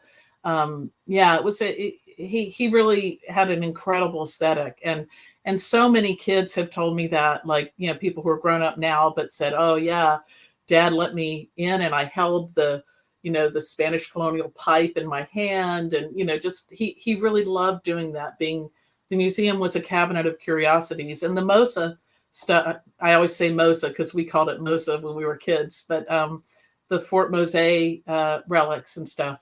He was a very good guardian of. When's the last time you were in St. Augustine? Oh boy, it's been probably 5 years now. No, like I think 2016 or 2017. Yeah, it's been a while. Now it's time for another visit. No, it's way past time for a visit, guys. I really miss St. Augustine. I'm hurting, especially for shrimp. I need some fried shrimp. Are you oyster eaters too? Only I can't, because of my health problems. I can't eat raw ones anymore, but I can. I like Carl even more now. We're going to eat oysters. I prefer them fried. How about rum? Do you drink rum, Carl? I think I do, but I had a drinking contest with her father in the Bahamas, and it did not go well. He drank me under the table. I think it was 200 proof, 100 proof, whatever. It's 150 proof rum. And he and Dan Holiday, if any of you guys know Dan Holiday, they would like just pour a full glass full of rum and then go boop with Coke on the top. And I'd get like this much of the rum and be just completely knocked out by it with all Coke, you know, like right. They were real, they could handle it. All my pirates know that you don't put anything in your rum but maybe an ice cube. That's it. We don't put any rum in any Coke in our rum, but I was a kid, you know, I was 17 or 18 and, you know, like drinking. We'll work on that one. Yeah. So Carl, I'm told that you got to sing with John Lithgow. Is that the way I understand it? Yes, I was in an episode of Third Rock from the Sun where he and Jane Curtin were trapped in a truck stop in Indiana in the middle of a snowstorm. And for some reason, there was a rousing song from Oklahoma. And actually, John Raitt, who played the original Curly in Oklahoma, was there. And I sang with John Raitt as well. He was in the whole group on stage. So you have something in common with Davey and Donna then, because Davey and Donna were in Oklahoma here, or a presentation of Oklahoma at the Limelight Theater. And I've never heard David sing, but Donna's voice is amazing. David, in Oklahoma, you played that was Annie Got Your Gun, right? Right. You played City Bull. Davey plays a great Indian because he just stands there. No, in Music Man, I was the bass in the quartet. He was the bass for the quartet Music Man. So and when Davey and Donner do the Limelight Theater here, like Music Man, the pirate crew that I'm captain of is 52 members. About 35 of us went that night all together to go in the audience and watch them. But I would have loved to supporting. So if you come out here, we're going to be very big on showing you some good St. Augustine pirate entertainment. No, I would love that. And I haven't seen Donna perform since grade school. You know, our mothers taught together at Crookshank back in the day. And wow. So I haven't seen her, you know, perform since then, I think. So, Carl, where are you from actually? From California. Yeah? Yeah, I was born down here in LA, and I've lived in Northern California, in very far, remote, rural places. I've lived out in the desert out here in the Mojave, and I went to school in Berkeley. If you get a place in the Virgin Islands, here are a couple of requirements. you have to have a dock. You have to live on the coast and have a dock so that we can bring our pirate ship and hang out on your dock. Oh, that would be fantastic. Now, how are we going to be able to afford a place on the water with a dock? But we'll work on it. If Monster High takes off. I'm a pirate. I think I can get what we need. Fantastic. I love this. No, I love the idea of a pirate ship coming up to dock at our place. Like the whole idea of moving there is that everybody will come visit us. Yes, so, it's the same. When I lived in Las Vegas, I had more friends and more relatives that wanted to visit me than any other time in my life because everybody wanted to go to Vegas. So that's the plan. That's the plan. Yeah. Yeah, that's it. So I don't want you to leave. We're going to do a few other parts of the show here in just a minute. But what is your most, and we may not be able to top it because you've already talked about Ghostbusters. You already talked about Beetlejuice. What do you have that is your most favorite thing that always sticks in your mind when you want to brag about what you do? Well, I don't want to, this is not a brag, but I'm most famous for something that is too long for tonight. And I don't have the energy for tonight, but I'm most famous for The Goat Story. And The Goat Story is a movie I worked on. Everybody who works in film plays a game on set. At some point during the show, you always play the game of I worked on a worse movie than you. And I always win. Always win. I had we're going to have to talk about that one. That one was called Wired to Kill. And I had a tie once with a guy, and he had worked at Salton Sea and months later had a bump that just wouldn't heal on his arm. And he cut it open and spiders came out. Spiders were living in his arm. That was a tie. The Goat Story is worse than that, but it's like an hour-long story. But it was bad guys in the Fontana Steel Mill and dead goats. And it's a terrible movie. But again, terrible low-budget movie. But that's the story. But it's to be for later, a later consumption. Well, that means we're going to have you on. We're going to make some plans to have you on in 2024. So I'm going to ask you another question. Here's and being from St. Augustine, you probably will appreciate this. So you know the game 7 Ways to Kevin Bacon, right? Oh, I do. Yeah. Everybody knows the game 7 Ways to Kevin Bacon. Yeah. As a historian, I tell everybody that in almost every case that I've ever thought of, you can take a historical event in the United States of America and within 7 steps, link it back to the oldest city in the nation. Oh, that's interesting. Okay. So be prepared to play that when we're drinking rum. Well, don't you just if you were there during the riots in 65, 64? Yes, doesn't that just count? Because I have all my memories from that. It was terrifying. Guess who the chief of police was during that time frame? Who? Chief Lindsay, who was my uncle. Is he still with us? No, he's been gone a long time. He's buried in the family cemetery. Dad was a deputized. A lot of people were deputized. Yeah. And but we had to flee because he owned, at that point it was the only gun shop in St. Augustine proper. And like he was getting threats on our lives from both sides. Like, we're going to kill your kid. A very rough time in the history of St. Augustine. Yeah, it was very, and as a kid, fleeing while the riots were happening. And then we had that happen out here too with the LA riots.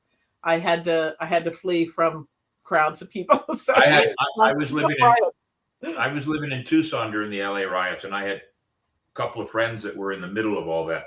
And they were burning the building as we were behind us as we were running. It was very dramatic, but yeah. So I have very vivid memories from that time. And, it was, as a little kid, it was very scary. The thing that I find the most fascinating though, and that I take a lot of heart from, and it doesn't get a lot of play, is that in the Florida archives, you can see footage of this wonderful thing that maybe your uncle was involved in, where when they integrated the beaches, I think it came down from the governor or something, but they were a lot of local African Americans were trying to get onto St. Augustine Beach, and the cops and everybody formed like a square to protect them so they could go and swim and then come back out. And I know a lot of those cops probably didn't agree with it, didn't want it to happen, but they did it, you know? Right. And that was sort of the beginning of the piece happening, I think. And you can see that footage, and it's very, you know, it's dramatic, it's violent, but it's also beautiful because it's people putting feelings in order to get to a place where we can live in peace together. And I take a lot of heart for that. Sounds to me like we got to have you on at least more than one other show, and maybe we can do something towards Halloween with your monster May Eye. I love that. I love that. And in fact, it would be really cool if you've got it substantiated solid enough by then. You just come to St. Augustine and we'll promote it here in St. Augustine. That sounds And fantastic. you can be a part of our. We turn the entire Colonial Quarter. You'll have to talk to Donna about it and see the pictures. We turn the entire Colonial Quarter into a family-friendly Halloween haunt for 3 nights. Love that. Family-friendly, not a lot of jump out and scares, but Yeah. the pirate. We have a pirate ship that Davey is the pirate captain of, and it's Yeah. nothing but skeletons. And we raised in 3 nights and 9 hours. We raised a little over $4,500 that we turned around and gave to charities here in St. Louis. Oh, that's fantastic. So Oh my next God. year we want to add some other things to it and something like what you have. So No, I would love to do that. And I believe I have no idea where we're going to be a year from now, but if I can be there, and I need to get back to St. Augustine a lot more often. I miss it so much. And Donna, my dear friend Donna. So well, nobody ever knows where we're going to be, but let's plan that if it works out for everyone, you're going to be here in St. Augustine because would we're love going it. to have Halloween and rum. Okay, we're on. There's a pirate ship right there. There's your picture. That's Davey with the big green eyes. Oh my God, that's fantastic. Up there on top. Wow. Yeah, up there on top. That's Davey. Wow. You aren't the afraid of little- electrocution? That's Yeah, great. the little guy in the picture in the front, he's Yeah. part of our crew. His He's name, adorable. I gave him his name. He's Machete. He's the Oh, that's captain's great. enforcer. And he's been a part of our crew since he's now about 13. He's been a part of our crew since he was about 7. But he made it through 2 as a baby, 2 open heart surgeries. Oh, wow. And he's still with us. And so I called his real name is Micaiah, but I call him Machete. And I tell everybody that's my enforcer. If you have any problems, he's going to handle it. And so I'm a little afraid of Yeah. skeleton too, though. So that's one of the things we do. We'll have to have you come out, Davey. I think I would what we love need that, to do, guys. let's pop in, give everybody a rest. Let's give Diana a rest from her talk. You don't have to go anywhere because I want you to stay with the show. It's mostly just watching, and I might throw a few things at you. But we have Actually, I think I need to bow out. I'm sorry. I'm all right. going That's under. fine then.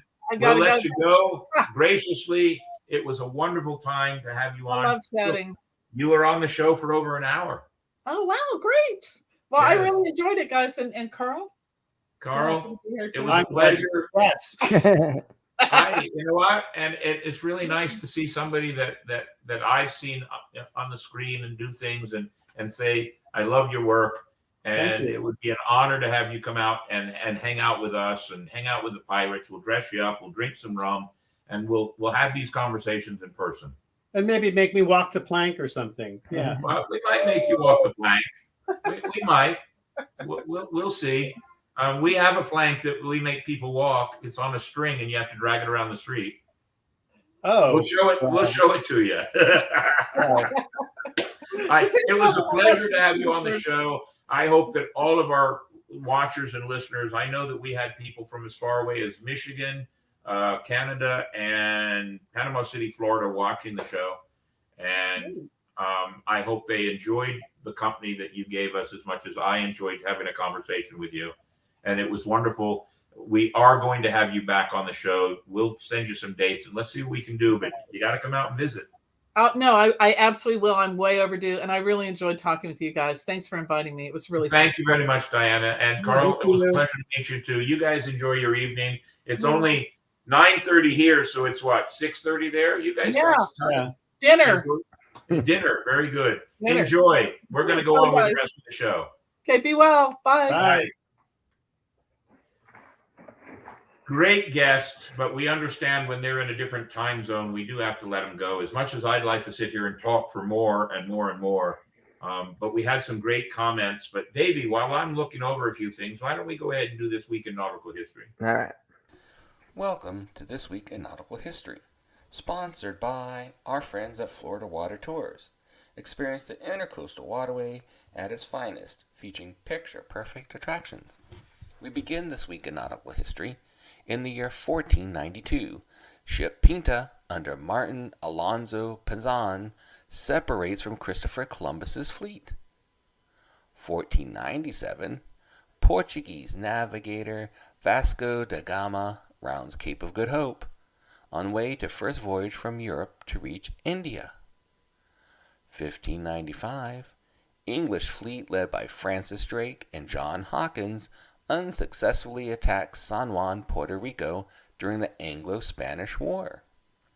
1778. British explorer Captain James Cook is the first European to visit Maui in the Sandwich Islands, now known as Hawaii. 1820. Whaling ship Essex attacked and sunk by a sperm whale in the Southern Pacific. Only 8 of the 20 crewmen eventually survive, through cannibalism. Inspiration for the novel Moby Dick. 1869. The clipper Cutty Sark is launched in Dumbarton, Scotland, one of the last clippers ever built and the only one still surviving. 1916. HMHS Britannic sinks in the Aegean Sea after a mine explodes, killing 30 people. 1941. British cruiser Devonshire sinks German auxiliary cruiser Atlantis.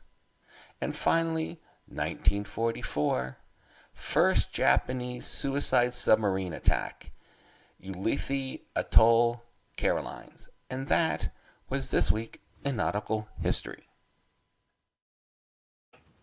Good job, Davey. I'm actually looking something up here. Something in that video made me curious. The HMHS ship.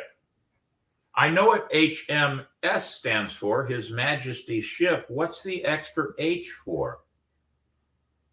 If anybody knows, there's a good point of learning right there. What's the extra Hospital H for? ship? What's that? A hospital ship? Was that a hospital ship? I'm not sure, but I have to go back. I mean, it's an interesting point, and isn't that what we're here for, to learn and see things? I went back through the comments, and I know we don't normally want to do all the comments, but there are some extra people in here in our comment section in our gallery, and I think I'm just going to go through and, Davey, if you can keep up with me. Mm-hmm. There's Zachary always as he's here. We appreciate you, Zachary Harker. Always a good one from Michigan. And my son, Will, the historian. Now, I know I saw another post where he had to go ahead and leave early. Somebody that I haven't seen for a while, and that's the Little Traveler. I haven't seen you at the museum for a while. I hope everything's going well for you. Have your dad drop me a line and let me know how life is going for you guys. Of course, there's Nightingale in Florida and Ransom Mayhem from over in Panama City with the Pirates of the White Sands and Parlay 8. Those are our good friends there, and we're going to be doing some work with them real soon. They have their own show that we'd like to connect with them.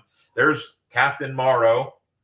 We have one of his books now selling in the Pirate Gift Shop, and he's planning on coming here for Old City Pirate Festival. Of course, there's Miss Kara Creamer, my better half.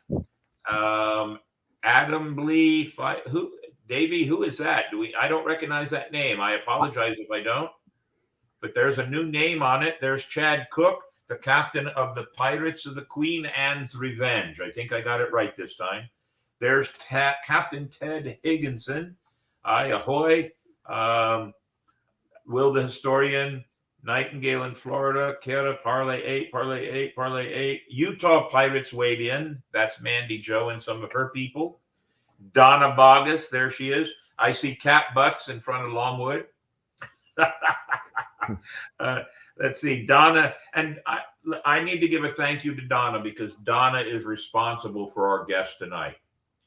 Donna is responsible for 2 of our guests, this one tonight and Stephen Sears, who was on about a month and a half, 2 months ago. both St. Augustine natives that Donna grew up with and are now famous in the Hollywood world, and she's brought them to us. And we're hoping to bring them here in person. You know, it might be kind of fun. As I talked about earlier, we've reached a point of our monetization with YouTube that we're going to get to sell memberships.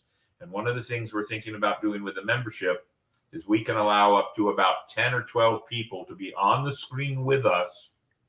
And it would be a private show with our guests that you are actually on the screen with the guest, talking and conversating and asking questions. It is going to be one of the benefits that we wanted to talk about. Usually the day after Thanksgiving, we decorate the house for Yule. You're absolutely right, Zachary. That's the way we were doing it too. Although I may be doing it on Thanksgiving morning. We'll see how it goes. Let's see who else is there. We just like to get together on Thanksgiving, be thankful, and eat a lot. Well, that goes without saying. I should have asked the question, pumpkin pie or sweet potato pie, but we'll leave that for another one because I know what I like. Let's see. So there's a few people that said that I was wrong on President Carter. Again, my apologies. For some reason, I thought he had already passed on. I see a few Facebook watchers. I don't know who they are. Captain Smoo, I hope you're still watching because I'm going to read something that you wrote. That's next in just a minute. So please, if you're there, stand by. All right. Emily Farrell of the Farrell family, Robert and Emily. Of course, Emily's my favorite. Robert's an okay guy, though. All right. Let's see. What else do I see? Ransom, I see some of you're actually talking amongst yourselves. Nightingale in Florida says, yes, for Pirate Court. All right. I'm hoping maybe I can get my son to come down and visit us during Pirate Festival, too. Chad Cook, excited to see Parlay 8 at the Old City Festival. Yes, we're trying to get them involved, and I'm not sure what we can get them to do, but we are going to get them to be a part of everything. Let's see. I see Zachary Hargan. Mincemeat pie. All right, I'll give you that. That's a good one, too. But still, nothing better than chocolate milk and sweet potato pie. At least for me. Okay, time for dinner. That was my good son out there, Emily Farrell. If Emily's watching, maybe Robert's watching too. Jim had a good thing about the stories of Rob Lowe when he was doing Illegally Yours here in St. Augustine. A terrible movie, in my opinion, but legendary about what he thought he was and how he should be treated. Yep, I've heard those stories. Captain Morrow says he can't wait for Old City Pirate Festival. No time for Rob. Great work this weekend, crew. Who in the world is no time for Rob? Is that Rob Adams? Probably. Aye, that's what I'm thinking. It's Rob Adams. Captain May I. Aye. I love going through all these comments and bringing them up to light because we can't do them as fast as we want. Weaponscollector.com. Thank you very much. Everybody go to that site and look at the weapons because it would be really nice to some of us to be able to acquire them and keep them here in our city. Very good. So, Davey, I want to read a letter real quick, and I have it on my screen. So if you will, ladies and gentlemen, allow me to read this to everybody, and then we will go into This Week in History. This is our mail call. Dear family and pirate friends, as the international pirate community prepares to set sail for an unforgettable pirate year in 2024, it is essential to emphasize the importance of maintaining a distinction between festivities reserved for adults and those intended for young deckhands. Adult pirate parties offer an immersive experience, sometimes punctuated with festive and laid-back moments, and perhaps a bit risque. These events may involve entertainment and discussions unsuitable for young ears.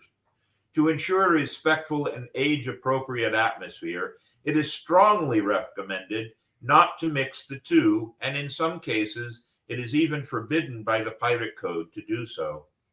We understand that the enthusiasm of our little pirates is contagious, but by preserving them from the adult-oriented parties, we ensure a family-friendly and safe environment.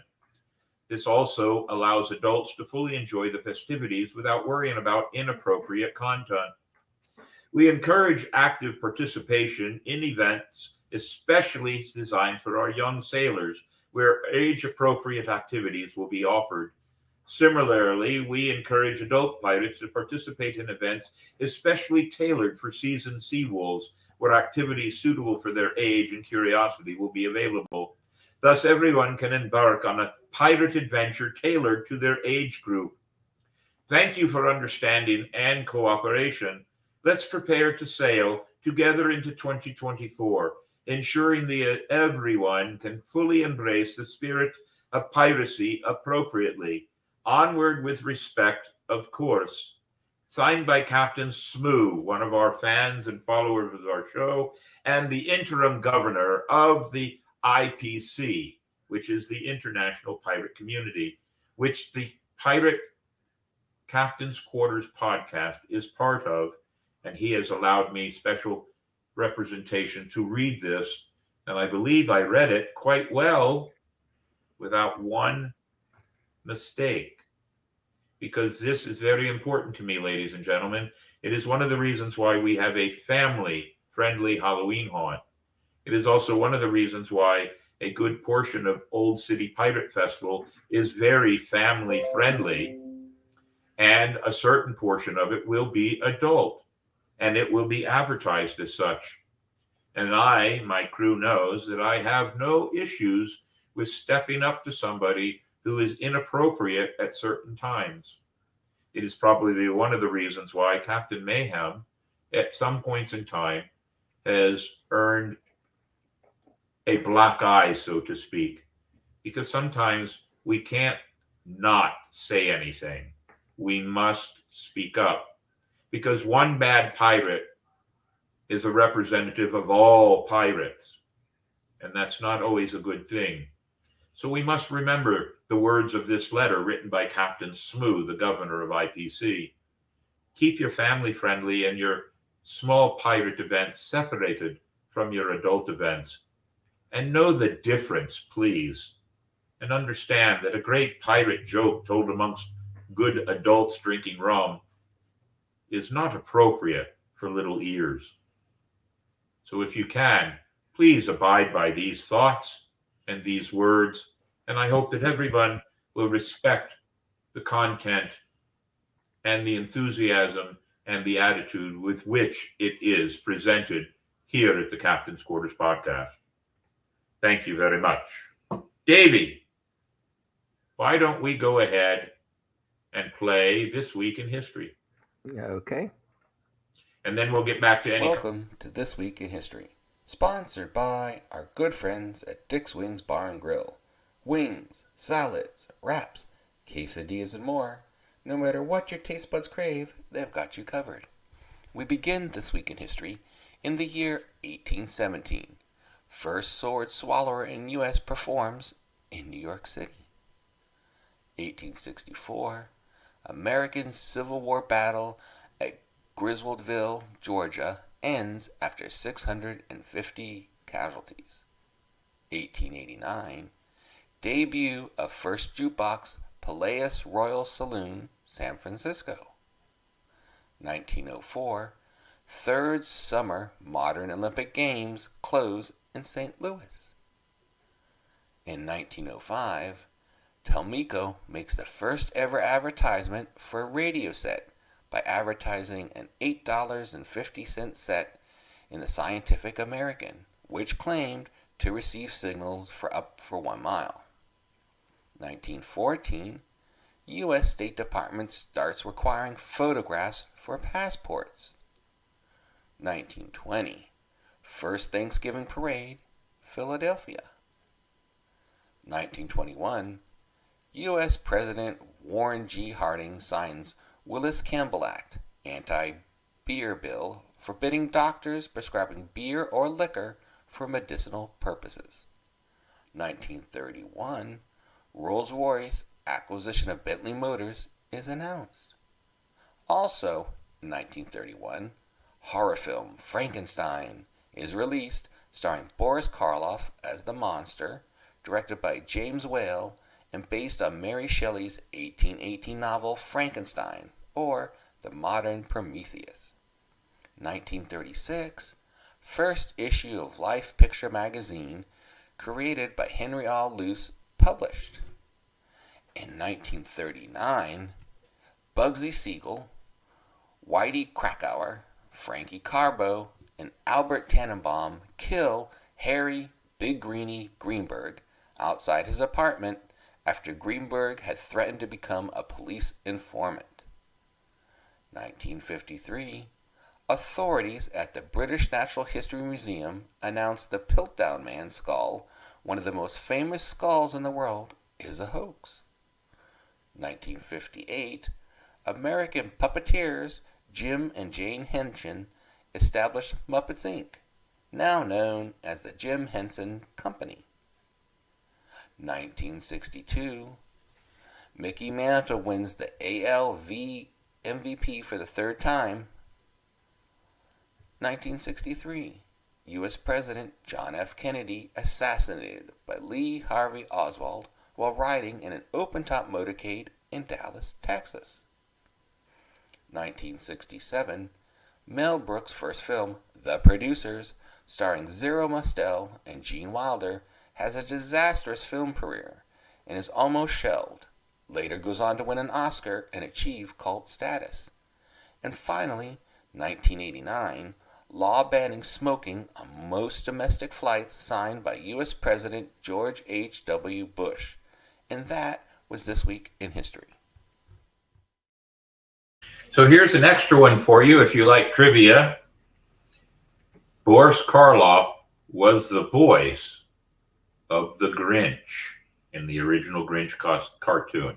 Just so you know, since the Grinch is now becoming pretty popular because it's Christmas time. And Jim says Harding spent quite a bit of time in St. Augustine when he was elected president of the United States. Very good. Captain Smoo, I hope that we did you proud by reading. I see that you did say thank you very much. I hope that the reading and the words after elicit the same emotions and thoughts that you have. We both, I think, share the same thoughts on the way things should be. And I'm sure that many of my other pirate people here in our fan base, Emily and Robert and our friends up in Michigan, I'm sure they all share the same idea, including my brother over in Panama City, Ransom Mayhem. I know that he tries to work very hard to make sure that there are family events and adult events at the Pirates of the High Seas in October every year. So it is very important. And we're always fighting against that one or two pirates that just don't know the difference. And it causes us problems. Guests on deck, Mr. Davey. So we just had Diana. 27 November, next week. St. Nicholas may make an appearance here, but if not, we'll talk about whatever we can. December 4, we're going to do a Pearl Harbor special. I'm hoping that my son will be able to be a part of the show. I'll be talking to him. He is a very great historian and history teacher in the school districts up in northern Alabama. He would be wonderful to have here. Sheriff Hardwick will be here on December 11th. We've got a surprise for him. I hope that you will join us. December 18th, we do have something planned there. What is that, Mr. Davey? I didn't write it in. You did not. What are we doing? I don't remember I either. don't know. We're bringing in Travis Romney. That's right. That's it. We have, believe it or not, ladies and gentlemen, we The have ship cartoonist. the ship's cartoonist. We're bringing him in for the new year of 2024. And all I will say is this. He has characterized the characters of the Captain's Quarters podcast very well. And we're making changes to the Captain's Quarters podcast. We've upgraded, ladies and gentlemen, our StreamYard. We've upgraded our cartooning and our promotional, and we're upgrading our ideas. And as I said earlier, we're thinking about that one level that YouTube is letting us do here shortly is to allow memberships to our podcast. And those memberships will entitle you to special non-public shows that we want to do from around the captain's table. We're still trying to decide a title on it. Captain's Table would be a good one, but I'm also thinking of after the lights go out. But who knows? Because on a pirate ship, lights were extinguished at a certain time every night. So we'll work on it. Upon that note, let's reveal the joke of the week, because I'm really curious why pirates like Thanksgiving. Okay, it's time for the answer to the joke of the week. Why do pirates love Thanksgiving? The answer is because they get to carve the turkey. Oh, I like that one. I see Mandy is stifling a grin. That joke, ladies and gentlemen, as with everything with William Mayhem, little William Mayhem, that one's from the poop deck. Yes, ladies and gentlemen, Mini Mayhem and the joke of the week is always brought to us by Marco's Pizza, which is a great pizza. If you haven't had one, if you run into me in public, let me know. I might have a way for you to get a really great deal on a great pizza. Upon that note, we do have a thank you video. We will be making changes to it over the next couple of weeks, but for now, let's say thank you. The Captain's Quarters podcast is indeed a ship sailing the seas of the world, always in search of history, knowledge, and adventure. It takes a crew to run a ship, so we take this opportunity to thank those who help keep this ship afloat. Our sponsors: St. Augustine Pirate and Treasure Museum, Dick's Wings Bar and Grill, Ancient City Sirens, Spyglass Travel, Marco's Pizza, Florida Water Tours, Riker Reenactors, Paper and Strings, and Shiver Me Pictures.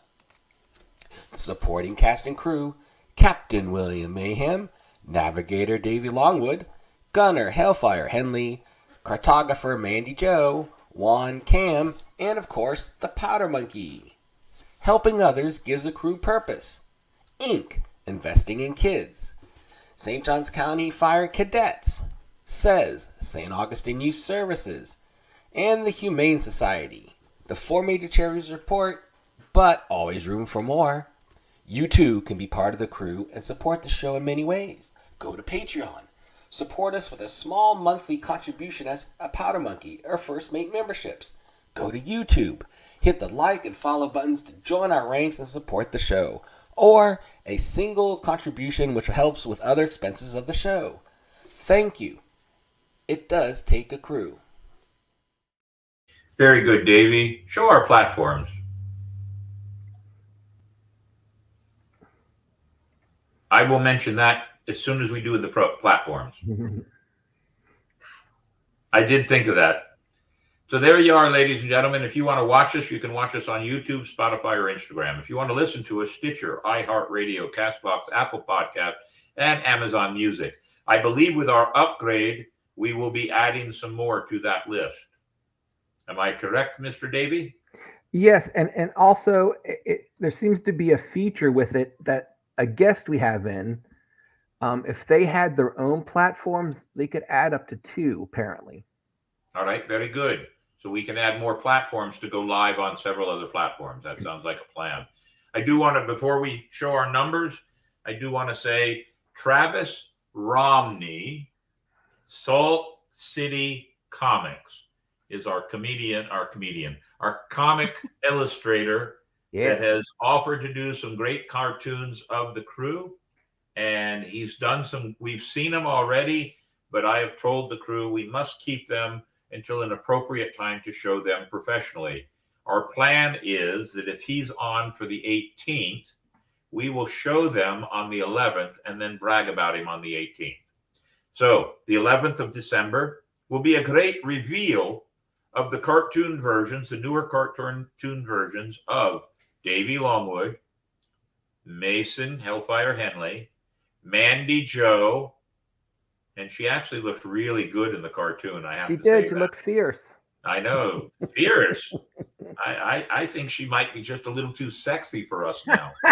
He had a little too much fun with that, is what he did. It was a part of a mockery because I've known him for like the better part of 8 or 9 years. So I'm thinking we might have to have some additional something. I don't know, but yeah, Mandy's looking a little bit too. But maybe it'll just catch the imagination of our younger crowd. That'll be what we go for. There you He go. sees me dressed like a pirate more than you guys do, oddly enough. Yeah, oddly. And then of course Captain Mayhem. I'm actually pretty pleased. I'm looking very handsome and svelte. But we'll be showing that on December 11th, so you don't want to miss that show. Captain Smooth, to you. You're sending us the information on our lost comrades was wonderful. And we have talked about it in the past already, that we want to make sure that we include Fiddler's Green on everything we do with 8 Bells. So if we miss something, please always make sure that you send something to Davey so we can put it on. And in the future, I'll try to do a better job of having maybe a little bit more of a information about each of our fallen brethren. But also, Captain Smoo, I know you're going to Europe in the April-May timeframe. If you're still watching, will you be able to come to St. Augustine in February? If so, we're planning on doing 8 Bells there also. But the 8 Bells there will be for our fallen brothers in arms and sisters in arms over the past year. If you come down, maybe you can help me do that properly. Upon that note, ladies and gentlemen, it's time to show our numbers. Drum roll, please. 1,455 subscribers. We've gone up again, haven't we? Yes. Very good. We're only 45 away from 1,500, and that's what I'd like to see by the first of the year. 1,500 by January 1st, which actually January 1st is a Monday, so we'll be having some kind of a show. So join us, ladies and gentlemen. Tell your friends. Get involved with what we do. It is now 10:05. This is now probably one of the longest shows we've ever had. As I always say, when we have guests, good guests with fun stories, we have a lot of fun. If it's just the 3 of us on the screen, But upon that note, I think it's time for us to say goodnight. What do you say, Mr. Davey? Part of the podcast. Part of the crew. Always. We can't do it without our fans and our loved ones. So thank you very much for tuning in. We appreciate every one of you for staying for the whole 2 hours, too. We'll have to think of some ways to reward you for some really fun ideas. But thank you very much. Crew always, signing off. We'll see you next Monday.